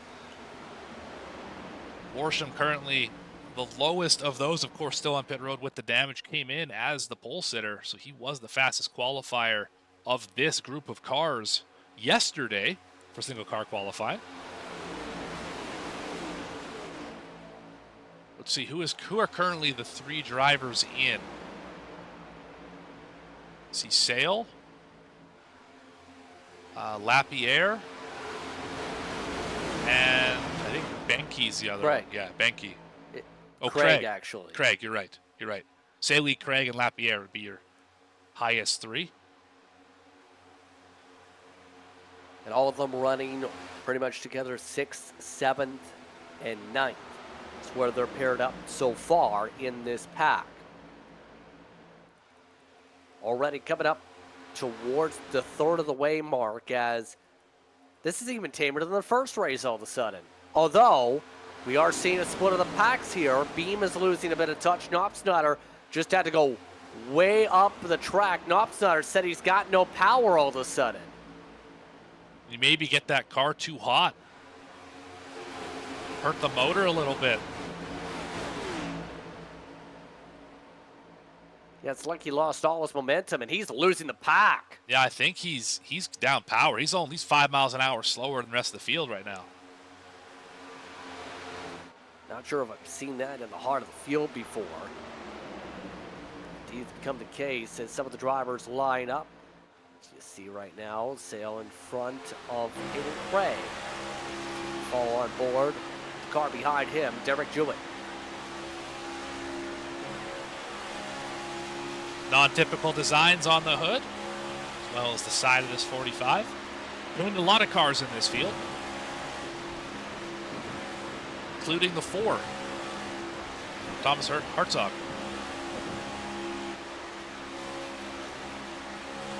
Nicely done look here.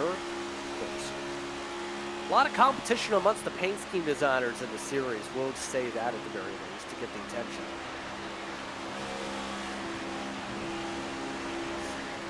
You were mentioning before today that qualifying had a very particular paint scheme I think you're looking for.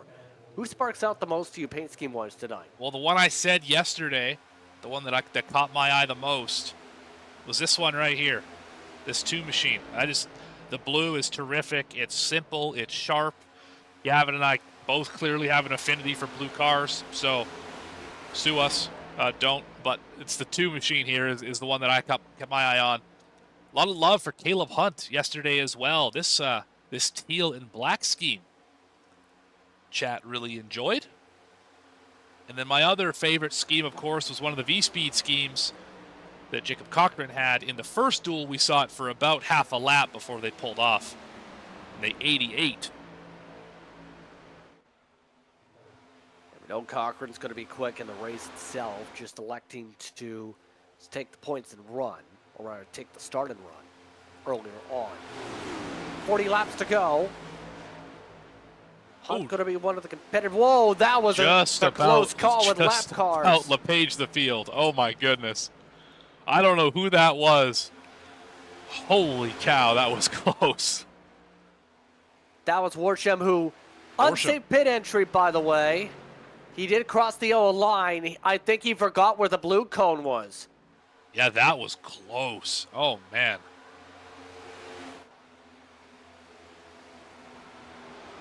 That wouldn't have been a good debut all of a sudden. After starting off with a good qualifying effort, he's now well down the order, 9 laps down. Oh, he spent 6 minutes in for repairs before coming down to that pit road. He hit that wall hard on the outside, so hate to see it. I don't want to say it's over for him, but it's not likely that 8 other drivers are going to have catastrophic issues to allow him keep going, but can run the rest of the laps. Nothing wrong with that as we start getting a little bit racy here. Hunt to the outside. Oh, Hunt to the lead, in fact. I think they're trying to fuel save together. It must be. It looks like they're trying to swap draft like you would normally see for a road race or an Indy car. Trying to say, second or third line, take the lead.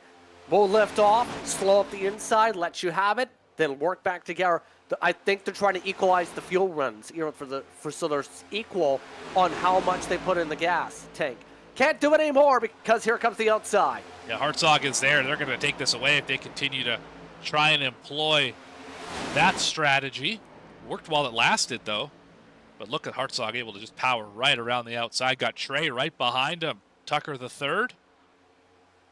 They will take 1, 2. I think Beam might even got third away. Yes, they are. I think are all clear. Oh, well clear. Oh, my.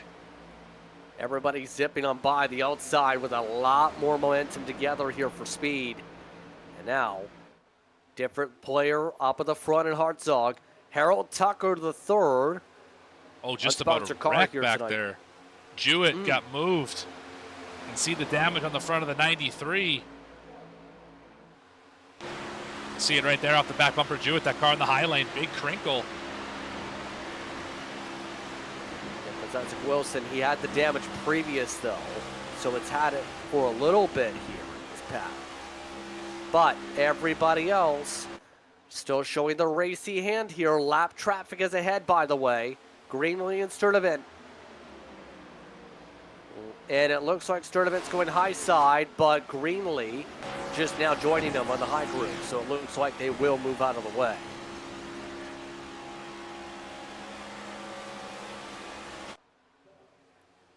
And right now the lap car is trying to dictate the tempo here, saying, we'll latch on in the back. I mean, that's the hope at least. That has to be the plan. Yeah, if they were going to latch onto the back, I would have much rather as a lap car be on the bottom, make the pack go around you. Because you don't have to make that final move to turn left down to the bottom. You can just stay in your line. They have to come down in front of you. Gives you a little bit extra time to latch onto their group. I've been a lap car a time or two at Daytona. Sturdivant right now. He's right now calling, okay, let's work together. Okay, where's the gap? Where's the gap? Now we can move down. Here's the downside. I think they could have moved down a lot more earlier, and they are going to lose the draft. Yes, they are. They should have moved down in front of whoever that red car is up there. Is that Peyton Craig? Yeah. Oh, it was Wilson. So, should have moved down in front of Wilson. They had a big gap there, and they are definitely losing the back. So the drivers with damage definitely having a bit of disaster come into play if they want to move on here. Ballard about to be the next one lap, by the way. 16 cars within 3 seconds. Of those, 15 are in the main pack. As we go here, we're almost at the halfway point. 34 laps to go coming up. We are in the window to make it on gas. Now, keep in mind, you see some of the efforts here for Wilson and Gillen. It's going to be difficult to be able to get going from this point forward with that damage. But now, being able to find those partners like we're seeing here are going to be helpful later on in this one if you want to be able to contend in for the win. You're absolutely right about that. I got to say, if this is what it's going to be like all Sunday, because we've seen both duels have been tame and about as tame as you could be here, single file all over the racetrack. Curious to see what the 500 is going to look like, if we're going to see side-by-side action or if it's just going to be single file for majority of the race. Curious what these drivers have in store. Well, memory serves right, things were pretty tame for some parts of that race. But there's also going to be the factor of stage racing, too. Of course. Gotta get the points. Change how the impact is for some of the drivers on how hard they race and how they play the strategies, obviously, over the course of a 200-lap full-distance race. And there's several of them over the course of the schedule, remember, Morgan. Those crown jewels going to be very hyper-competitive, and it's bringing out the big drivers that look to try and run just those crown jewels. Absolutely. I know we have one in a couple days, obviously the Mystic 500, but the one I'm really have circled on the calendar is at the end of May, and that's the double header, the Indy 500 Coke 600 duel, the 1100 mile day. Going to see the whole thing right here on V-Speed for the Mystic Racing League. That's going to be a fun one, JP. That's actually going to be an interesting day there on that approach. When we get to that point, we'll talk about it more once we get around to that window. But the championship, obviously going to have those different players going to be fighting along throughout the season. But so far, a lot of those championship front runners that we expected here are keeping pretty quiet in duel number 2. 31 laps to go, halfway next time by for the field, and that's when we expect the pit party if they elect to do so in this field at least to come. Now, open car check. How are things going over there? Once again, if you're an open car, it's a good time right now if you're banky despite the damage. Up 16 is your top open car. Benke having a great run so far. Next one on the list, I believe Lapierre, if I'm not mistaken, in 10th. And Sale in 11th. I think those are the next two. And then they have a bunch of open drivers right behind them. I think we're pitting here. A couple drivers electing to pit in. Oh, that's a spin for the 23. Lapierre, who is one of the drivers looking solid in terms of the position for that cut line. Right in front of the other two. Oh, my goodness! Oh, they're all spinning now. Oh, no. Sturdivant's around. Greenlee's around. Oh, both those drivers will get black flags for trying to avoid the 23. Oh, we're going to have to see if race control will remove those. Disaster. I don't think that was avoiding. That wasn't avoiding the 23. Both of those cars never stopped. Yeah, they both spun. I feel like, though, they got on the brakes harder than they needed to try and woe it up for the 23 rejoining right in front of them. Either way, all those drivers definitely not having the day that they're looking for. Yeah, that was a little bit terrifying, to say the least. And obviously speeding penalties for those drivers. But now, it was a disaster basically for everybody who just pit at that point of the race. Because now Romano is on his own with no drafting help. Everybody else is extending their windows. Looks like we're going to go down to 40 for a lot of these drivers. But look at the top side. Jewett and Wade trying to make a little something happen up there. Everyone stays on the racetrack here. Oh, Romano's slow up on the top side. Can they squeeze the middle? It looks like it. They lost the drafting help with the 93, but here comes Gillen. Jewett's 2 car lengths away from taking the top spot. Oh, that's a little bit of a bobble from Jewett. Wade being very, very bold. You can't really push out of the corner here. They got it. Jewett nearly got turned, but there's the help to the lead. Oh, they left the 54 out. Scott Millard.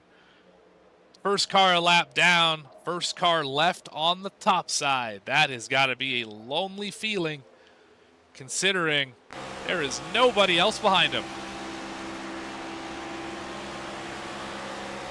You can hear the beeping from here. This is not good at all for some of the drivers right now, but found a hole in front of Caleb. I was about to say, though, if that's how the first pit entry went a couple laps ago, this is going to be absolutely chaotic for the main pit party coming up here in about a few moments. As more lap cars are about to be picked up, that's the 8. And Worsham still kicking around in this one. Going to go to the high side, let the field roll past. As Jewett continues to lead here. 5 laps away from that tank being empty. Nobody willing to make a bold move here in this pack as we go for now. They're running 47 threes in the main pack. For those that have lost the touch, like Baum, he is running in the 50-second mark, 3 seconds off the pace. They're in the 190s down the backstretch in the main pack. They're in the 170s if you're on your own.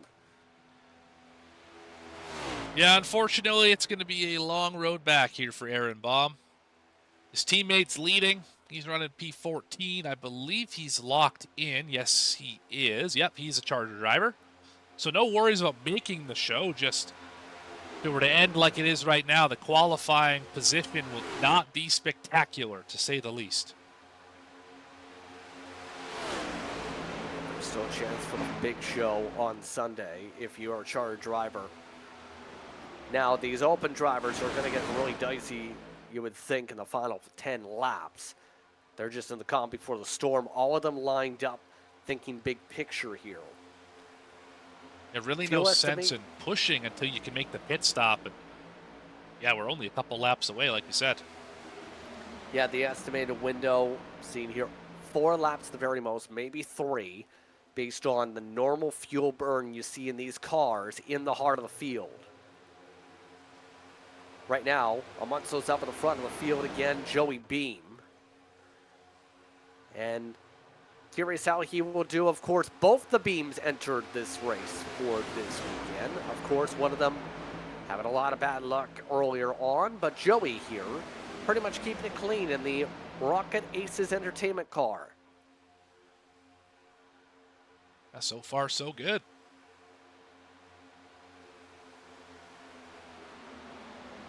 Yeah, no major issues for the 41 today. No major issues, though, if you're Sale either. Red Robin on the hood here. But so far, this open car, just keeping it simple. Just maintaining the groove, keep it calm, don't push too hard here, try and make the show. That's really the goal, right? You don't need to do anything spectacular or flashy. I know that the top 2 open drivers in Duel 1 happened to finish 2-3. That is simply not required here. You just have to finish ahead of all your other 11 competitors, and a couple of them had significant issues. Of course, Sturdivant, Greenlee, and Worsham are I'm talking about. So that brings you down to 8 drivers fighting for 3 spots. A few of those a lap down as well. Brumley, Romano, Millard, and Lapierre all a lap down. So that only leaves one other guy on the lead lap who won't make it in should everything stay the same for the open drivers.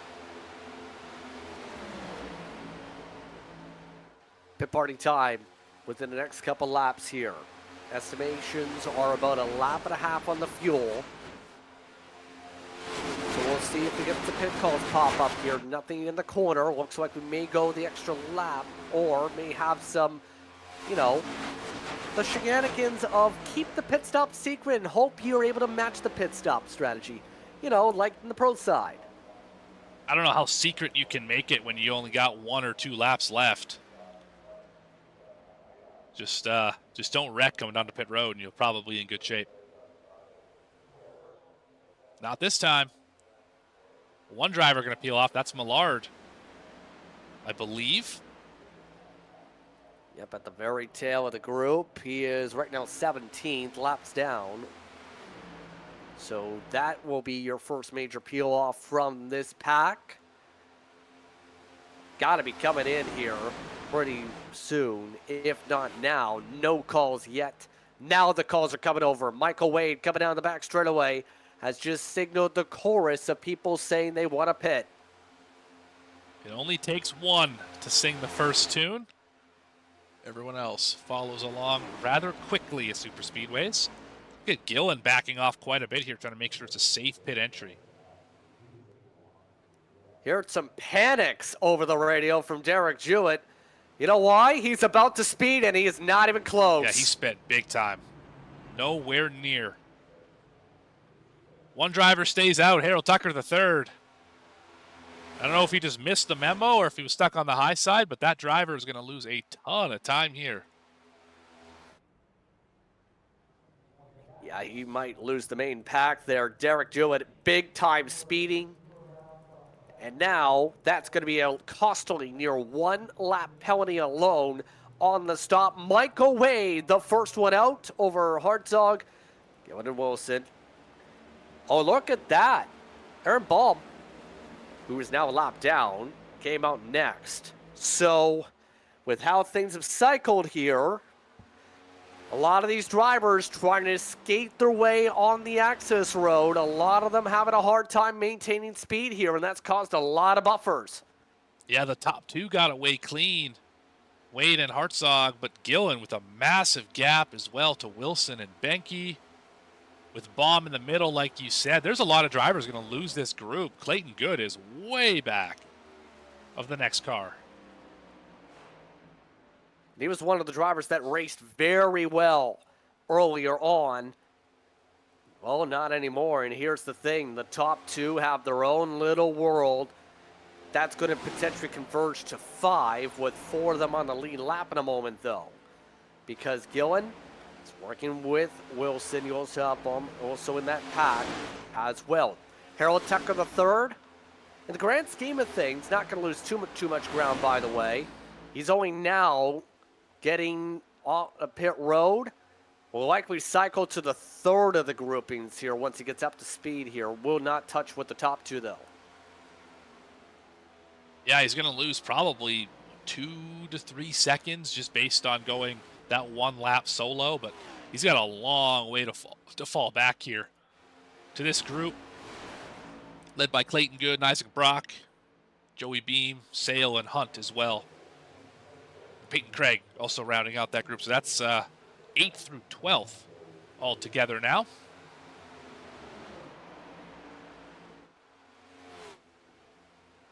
So it gets interesting from this point forward because everyone can make it on fuel, and a lot of these cases, the field's spread apart here. Bit of technical blip there for Wade for a split second, but here comes Gillen. Joshua Gillen with a huge run. The Black Diamond Designs car gets covered off twice over.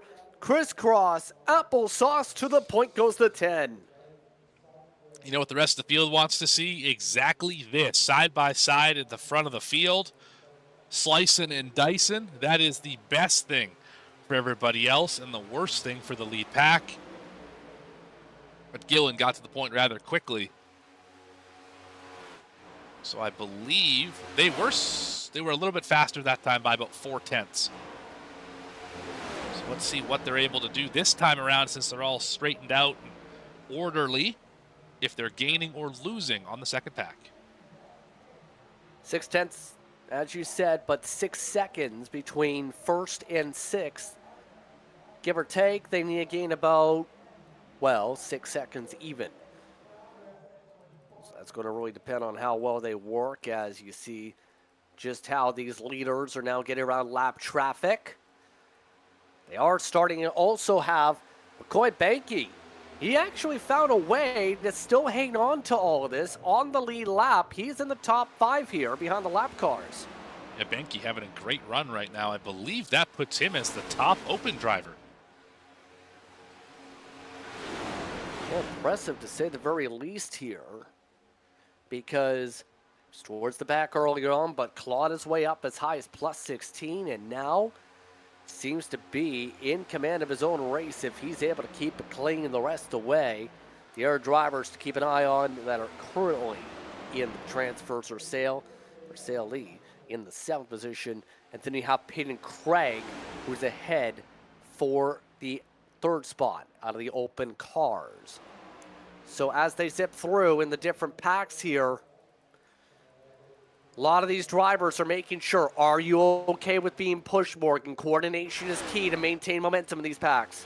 That's right, and often the communication is from the first car to the second car in line, as that is where the most contact happens. The first car will typically leave half a lane, a quarter of a lane up from the bottom in the corners to allow the car behind them a little bit of air to the nose and cool the engine down. Otherwise, you'll have to swap, and that's just not good. Oh, we got a car way off the racetrack. Can't see who Caution that is. flag. Oh, it's Bomb was part of it. Caution's out. Lead pack, LaPierre. He actually came down into the 2 here. This was right behind what we were looking at. Didn't quite catch it. I heard it, but I didn't see it. Yeah, there's the 2. Yeah, he just missed rejoining and just got the 2. Man, that has got to be so frustrating for Bomb. Did nothing wrong. Lapierre got him.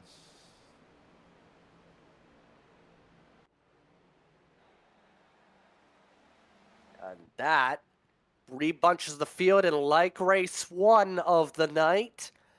We're going to have a restart pretty late in this one. This could get interesting. And this will change everything. The driver who I think really got lucky with that will be this driver right here, Derek Jewett. I believe he will get the free pass and get to go back around, rejoin the lead lap. Drivers who didn't want that, your open drivers. Benke, Sale, Craig. Because now Romano is on the same lap as them, and he is in the same pack as them. Oh, we've just had a crash under the caution. The two just got hit by Lapierre under the yellow on the back straightaway in live action. Or in the previous replay as well.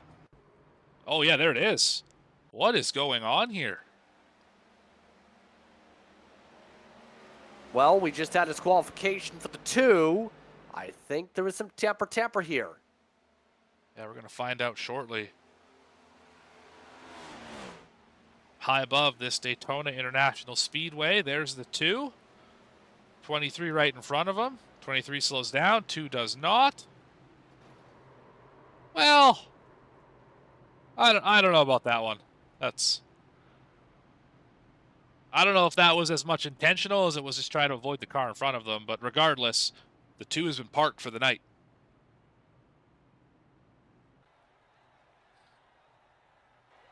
Indeed, and now for this field, to reset back on. So we're going to have more than 10 laps to go likely when we get back going here, Morgan. How do you approach this now, knowing the field's going to be all bunched together? You're talking about 13 drivers ready to battle the lead lap. Yeah, there's still a lot of race left in this one. There's still a lot of miles to go here. If you're up at the front, if you're Gillen, if you're Wilson or Wade or Hartzog, I mean, just keep doing what you're doing. Wade's got to get that blinking figured out. That will probably cause an issue here in just a little bit, but keep doing what you're doing. It's going well. If you're Benke, continue to try and be one of those top three. Stay where you are. Things are going to be great if you continue to do that. If you're on the lead lap right now, just don't lose the lead lap, because you're probably in a good enough spot to qualify into the big show, unless you're Romano, who needs a couple spots to pass Craig. If you're a lap down, drive like heck and try and get back on the lead lap, because you're going to need it to have a shot the rest of the way.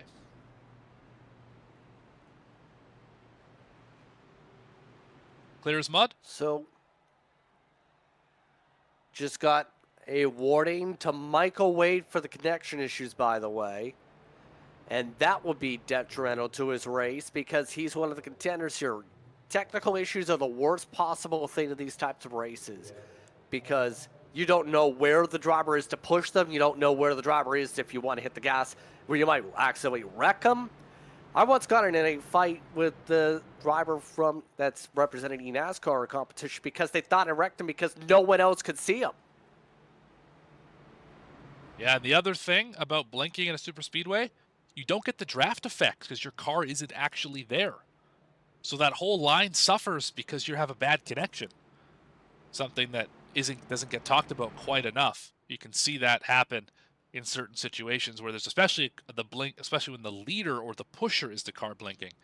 But it can definitely be detrimental to that entire racing line.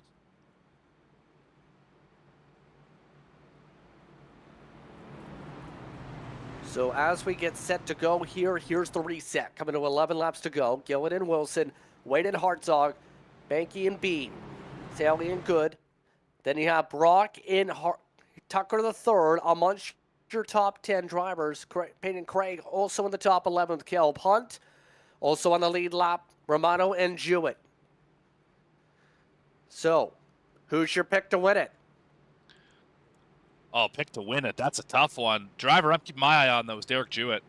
Obviously very fast, led a lot of laps early with the speeding penalty. Went to the back, went a lap down. Now, the last car on the lead lap, can he find a way to go from 14th to 1st in the final 11 laps? Race control giving warnings to the field as there's a lot of chatter over the radio. Race control saying, let's focus on the race. Let's see if we have a clean run to the end to determine the starting spots for Sunday and who joins the drivers in the pack for 500 miles for the Mystic 500. Pace car is off. Gillen in control. They aren't lined up really well. Wilson trying to jump it from the outside, in fact. Instead, they're near even through the gears. Back underway, 11 to go. That's the most even restart I think we've seen across both races. 3 on the bottom, 2 on the top. And here comes help in the form of the 3 and the 41. Looking like a lot of staggering out right now on that outside line. They got to be careful. Brock Whoa. nearly flared up. Wilson pulling back. Wilson bobbling. A lot of drivers trying to squabble. I don't know if you saw Derek Jewett go from the bottom to the top, back to the middle. That was an aggressive move for the 45. Black flag for the 45. Looks like it's gone away now. Yep, race control has cleared it on out. Coming to 10 laps to go. Jewett had been asking on the radio about that situation. Now, Gillen looks to hang out in front, but the outside dying off. Wilson yet again struggling with the damage. That little bit of left front damage. Definitely a parachute not able to pull up alongside any of these drivers in front of him. He's going to need a different leader of that line.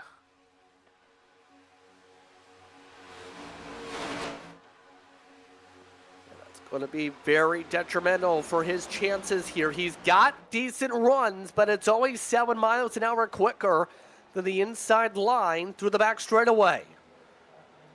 Right now, Hartzog trying hard as he might to try and move him ahead. Coming up to 9 to go. Now in the order, 9 laps to go.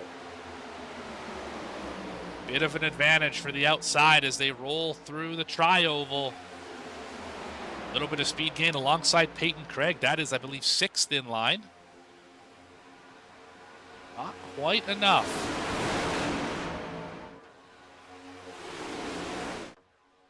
Oh, near contact. Craig just got turned around. Contact with a 93. Up into the wall they go. Caution is Craig out. with the caution. Well, that certainly will change things. Watching that white 11 center your screen. And that red and white 93. Saw the aftermath of it, not what caused it. Oh, Craig just went up, left the bottom of the racetrack. Was not enough room. Lucky that was only 2 cars. That could have been a lot worse, JP. Yes, indeed. And that takes out one of your top open cars. Craig had been solid all night. Now his chances have gone asunder.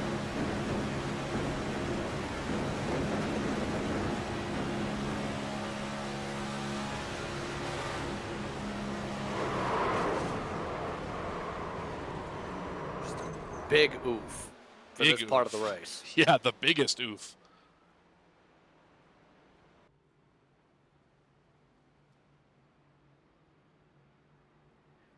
And like race 1, we have a caution setting up a couple lap shootout. This is not natural GWC likely.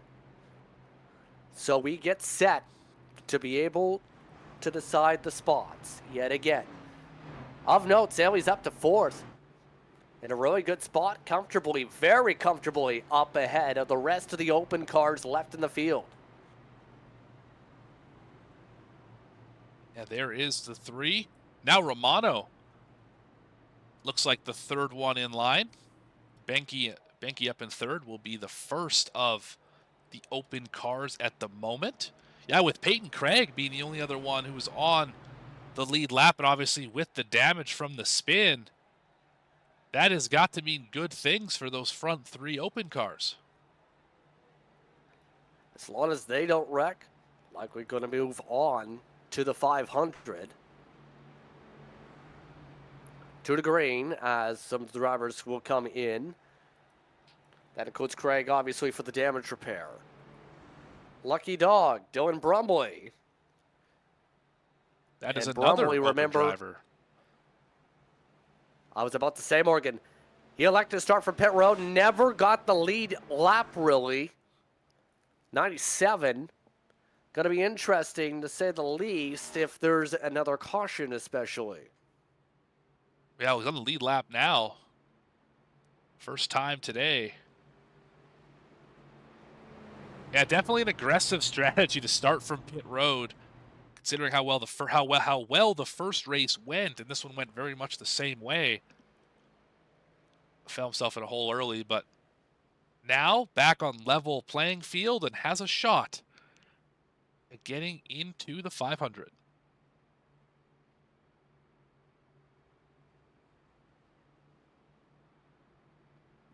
Yeah, the nerves definitely going to be high up for some of the drivers here, but Gillen, obviously one of the drivers that had a lot of ups and downs last season, to say the very least. This would be his biggest win so far in the iRacing era of the Mystic Racing League if he's able to hold off the pack. Same for Michael Wade here. It's definitely going to be a little bit of a challenge here to close out, though, because Isaac Brock has been really good, and I think you have to keep an eye on Romano, because I wouldn't be surprised if he tries to push something forward in his Toyota. Right about that. And Caleb Hunt, know from experience, he's a fantastic pusher in these late race situations. You can make something happen too in that tier1setupshop.com, number 19. Field should be doubling up this time. We're going to get back to racing here in just a lap.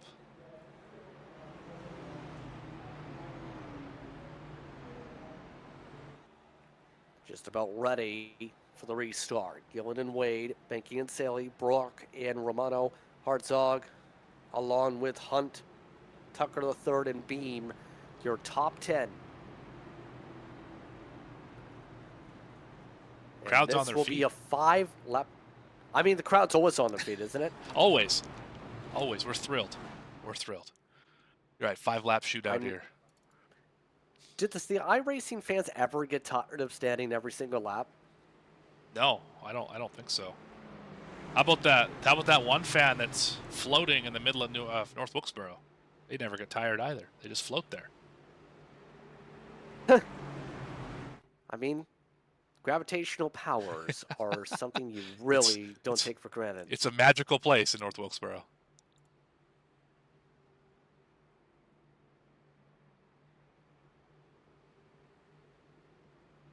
So let's see how things play out here when we get back going. Quick expectation for the restart, Morgan. I would expect that the 05 and the 3 will be right on the back bumpers of the 5 and the 10. I don't expect that the front row is going to launch before the second row does. I would imagine they'd want to get pushed so that they can be nose to tail and really getting as much speed as they can so that they're drafting by the time they get to the backstretch. Whatever the third row does, assuming that the top 2 rows do what I just said, whatever the third row does is going to dictate who wins this race. I'm going to go Tony Romo and just throw that out there. We'll see what happens.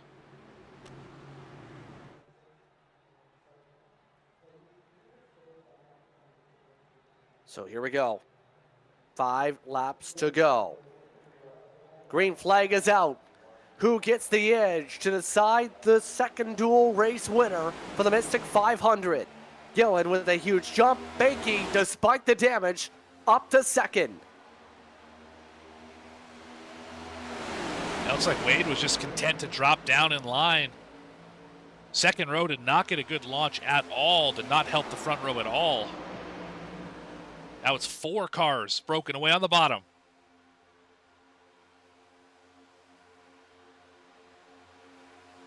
All of them trying to sort themselves out. Technical issue for Wade at the worst time. He was inside Benke's bumper. That's a scare and a half at this point of the race. Hartzog gets the push from the outside, meanwhile, as Saley tries to go ahead and push himself up with the run with the 4. Wade will clear up to the high side. Look at the run they're going to get out of the tri-oval. Door to door for the lead. 4 laps to go, and Michael Wade goes to the point with the Greg Biffle numbers on the car. He tries to go ahead, still forcing his way to be able to clear. Now it's disaster for the pushes. Hartzog just had to back out, And now Wade's got tech issues at the worst possible time. Wade to the front. Now it's a concern if you're Wade. Yeah, at some point, Race Control has got to make a decision. Do they keep the 5 on the racetrack, or do they make him pull off the racetrack to avoid causing the big one due to technical issues? Difficult decision. You don't want to take him out of it, but you don't want to take everyone else out of it as well. There it is again. Yeah, this is going to be an issue for anybody trying to pass him or push him the rest of the way. Worst spot possible. Here comes Gillen. See, at this point in time, I almost just treat him like he's not there. If you're Gillen and he's blinking in and out, just push him like you're the leader of the line and just hope it all works out. That's really all you can do at this situation. And we're door banging each other. Oh, man, that was just about a big one. 3 into the side of the 05.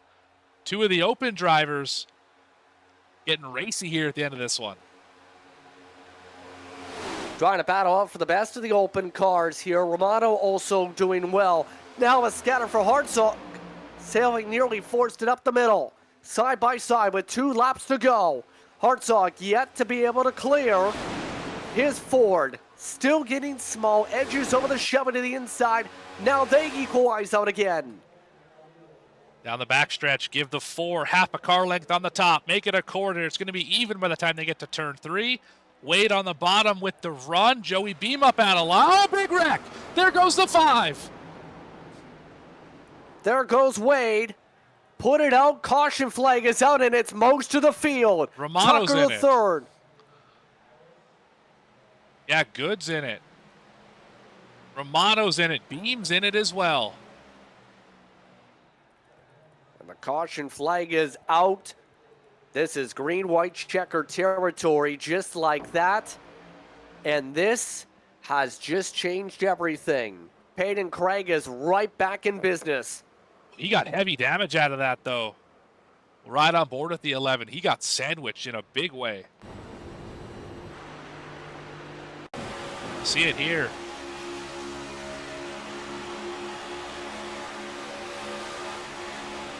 Riding on board Everybody. with Craig in the 11. Yeah, they're scattering. Everybody.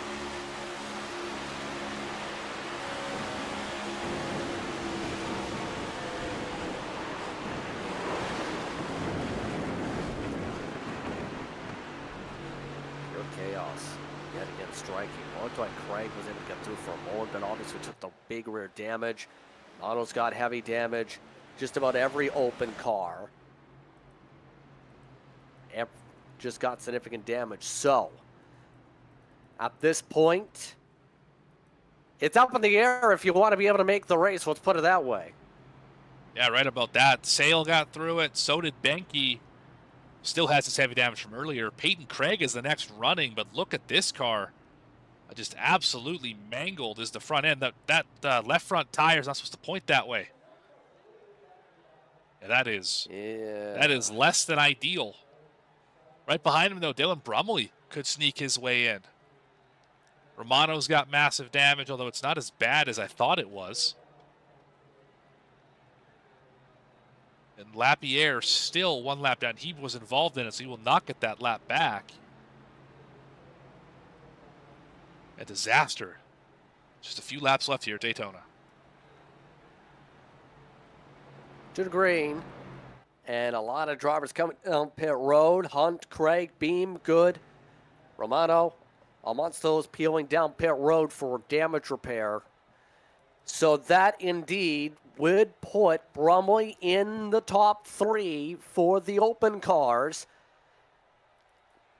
The EA Sports car has a chance to make it with every other car in the open class having damage. So all of a sudden, you go from being one of the last cars on the track much of the day to being in contention to be in the Mystic 500.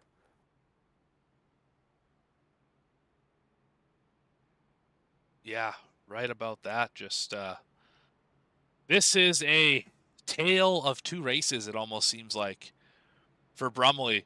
I mean, started from the pits, was a lap down for the whole first 40 laps of this race, and all of a sudden things just worked out. Now he has an opportunity to make it in, as long as he can make it to the finish here in the green-white checker. That's the big if. He's going to have track position, but he needs to make sure he stays out of the chaos. And that's the big challenge out of racing here at Daytona is chaos usually can find a way to you. By the way, over at the course caution, Michael Wade did get an EOL penalty because of the connection issues. So the 5 will be towards the tail of the running order. Unlimited attempts at a green-white checkered. Here's how things work when it comes to a green-white checker for those new to racing. First of all, you take the green flag. Second, if we get to the white flag, it's a race to the checkered. No cautions in iRacing can freeze the field, so it's an all-out brawl to get up to the checkered flag. Now, if we do get an incident on that 2-to-go lap coming up to the white flag, we will restart the field and have another attempt. With MRL rules, we will have unlimited attempts tonight. That is 15 for the count, technically, in iRacing system. So for much of the field, the hope, just get to the white flag. Keep it simple. Yeah, it's been a long night for these drivers, having to wait to run this duel. They've run already 62 laps, some of them under caution, most under green. A lot of drivers just want to get out of here with a race car that can still drive in the direction the steering wheel is pointed. Drive it up on the truck, park it, and then bring it back here on Sunday to run in the big show. That's the biggest challenge for every single one of these drivers right now is making sure they think the big picture. Obviously, you want the win, but there's only so much you can do in the course of chaos at Daytona. Hartzog up at the front, going in second. Then it's Saley, then Banky, followed by Jewett, Wilson, Brumley, and Beam. Good and Hunt in the top 10. Michael Wade, Peyton Craig, and Cameron Romano are also on the lead lap. Only 2 cars laps down are left, Lapierre and Worsham. So it's now 3 caution flags we've seen in Duel 2. Will we keep it green for 2 more laps to decide who advances to the Mystic 500? Pace car about to drop off down the front straightaway. Hartzog already with Saley all over the rear bumper for the restart zone. Green flag is out. 2 laps to go. And the charge is on. Saley all over the apron. So is Hartzog. They both slow up the inside. Yeah, big push to the back from Jewett. In fact, it gave him front end damage. He hit him so hard. Got the 3 out of shape, but look at the bottom start to pull away. McCoy Banky pulls out of line as well. Gillen all alone. Lonely feeling up in the top lane. Brumley's in the top 5 all of a sudden. Your top 3 open cars are all in the top 5. Similar feeling to what we've seen in the last race with some of the top drivers in the open class and the open cars having a chance up front. But we're coming up to the white flag this time by. Right now it's Hartzog in front. Saley thought about the outside. Brumley, he's now shuffled to the outside on the white flag lap. We will finish the race when we get back to the checker. No more stoppages, no more extra laps. This is the final one. And it is getting tight here for the open drivers. Make it back to the stripe. That's all you can do. Will the 3 try and get to the outside of row 2? Will Hartzog be able to lead the whole way around? Right now, Brumley making some moves. A big push for the 3. 3's calling for issues. Issues for Saley on the final lap. He might have blown up or run out of gas. He's slow in the bottom. It's Hartzog coming to the checker flag. He'll take the win, but it's chaos behind. And the 93 got spun as well. The 97 got spun as well. We're going to just check timing and scoring. I think Brumley missed it. Romano got him. Oh my goodness. We have to unpack that finish. Thomas Hartzog is your winner. Oh my goodness, for the transfer spot.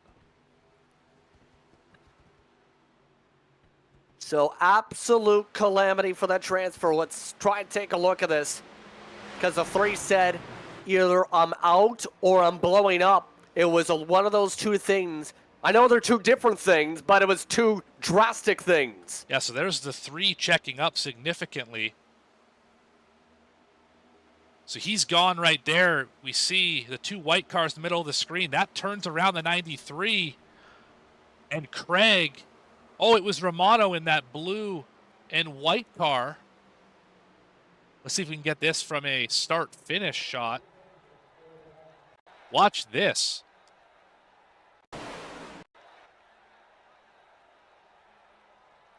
Yeah, I think unofficially Romano is the 3rd car. Correct me if I'm wrong here, Morgan. I would agree. With everything.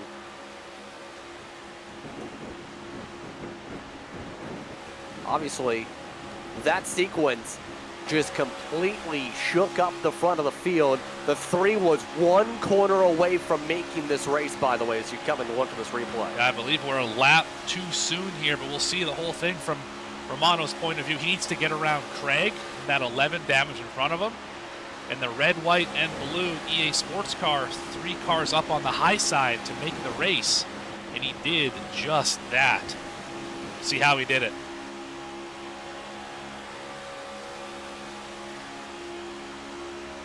And we'll get to our results and interviews after we see. Wow. Yeah, everyone's fine until right about here, which is when the panic settles in. That's when he has to pass to 3, which he does right there. Now there's the 11, and now he passes 97 right at the line. And that's all he needs to get in. My goodness.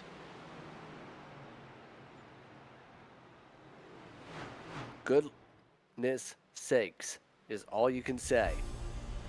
Let's take a look at the unofficial, keyword unofficial results here. Things going to have to get sorted here. We'll talk with your top 2 open cards and your race winner.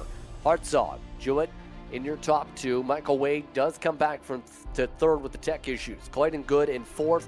Joshua Gillen in the top 5 over Beam Banky. In the field for sure. Along with Hunt and Craig, those 2 are your top running open cards. We'll speak with Cameron Romano is unofficially your 3rd car in 10th. Brumley missed it by 1 spot. It was about 2/10.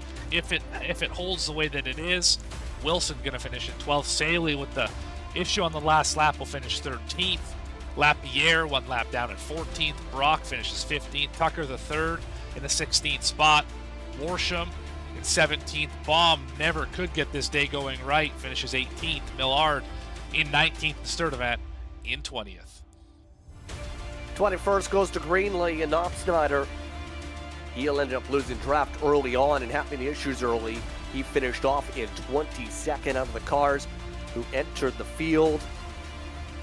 Boy, oh boy, what a run to the end. I believe some of the drivers are actually still breaking down the film, in fact, in our waiting room. They're so optimistic and so eager to look at what just happened there, Morgan. Now let's catch up with your race winner. Yes, indeed, Thomas Hartzog. But take him out of the film room and put him into the broadcast booth. Thomas, 16 laps led tonight, most out of the field. You get the win in Duel 2. How does it feel? Oh, it feels great. Glad to at least start 4th now. It was a really good water force race in Valco Ford. Thing was on rails. Got a little bit of help there from the 3 car late in that race, and he really helped push me up there. And then I don't know what happened on that last lap. I don't know if he ran out of gas or what, but he helped me keep that lead there late with pushing me. So overall, how would you talk about the emotions starting off the season like this here in the MRL for Mystic Racing League, and now getting the chance to start outside Road 2 in the 500? Oh, I'm overcome with emotions. I mean, it's my first ever race in MRL in the Cup Series, so it's pretty special to win it. So I definitely keep this one in the memory bank. So with that being said, what's the approach going to be on Sunday, and do you have anyone to work with for that approach? Yeah, I got a few people I can work with. I'm on a water course racing team, so I got a few people I can work with, and hopefully we can all stay together up front. But I think we can hopefully just stay clean and stay up front. Any shout you like to give here tonight? I just want to thank Gavin Hinton for giving me the opportunity to join his team, and Austin Sale for pushing me there. Congratulations on the run here tonight, Thomas. Thank you. Thomas Hartzog, he's the one who gets the win here tonight. You're first of the drivers tonight to speak with on the open side, though. Coy Banky, I know he was looking back at the film, but he's going to talk things through now with Morgan. McCoy, Morgan Justin up in the booth. You got a copy? Yep, I got you.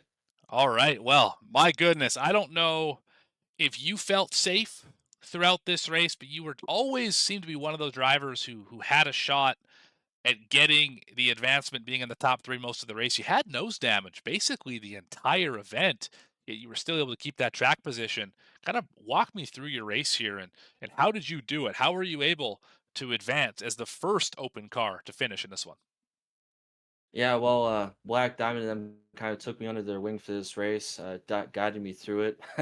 Sorry, just still a little shaky here, but yeah, they guided me through it, just told me what to do, come on, give me some advice, just followed their lead, and just got me there at the end. Clearly it worked. Did you have Alex Pollock in your ear for this one? I did actually. Yeah, I figured you did. Big shout out to Alex Pollock winning Duel 1, guiding his driver to the first open finish here, P7 in Duel number 2. That last lap was wild. The last couple laps there with the 3 having his issue on the bottom. How did that impact you, and how were you able to avoid the calamity that all started right on the bottom of the racetrack? I don't know, man. I was lucky both times not to get hooked, but I definitely got nailed a few good times in those wrecks. I got hit by Michael in that first one, and then the 3 in the other one. Dang near lost it coming out of turn 4. It was crazy, man. But it all worked out, finishing P7 here tonight. Who do you want to thank? Who do you want to shout out? Because you are racing on Sunday. Well, I just want to thank, sorry, what's the team? Black Diamond and them. They took me under last second. I actually know them from another league. Not sure if I can call that out on a stream or Sure whatever. can. But I'm a RRL. Relentless Racing, great guys. Should check them out. But they took me under last second, just guided me through it. And I'm really thankful for that. So shout out to Isaac Wilson and them. Awesome. Well, definitely put on a show out here today, McCoy. Congratulations on finishing 7th and advancing to the Mystic 500 on Sunday. We'll see you there. All right, thank you, man.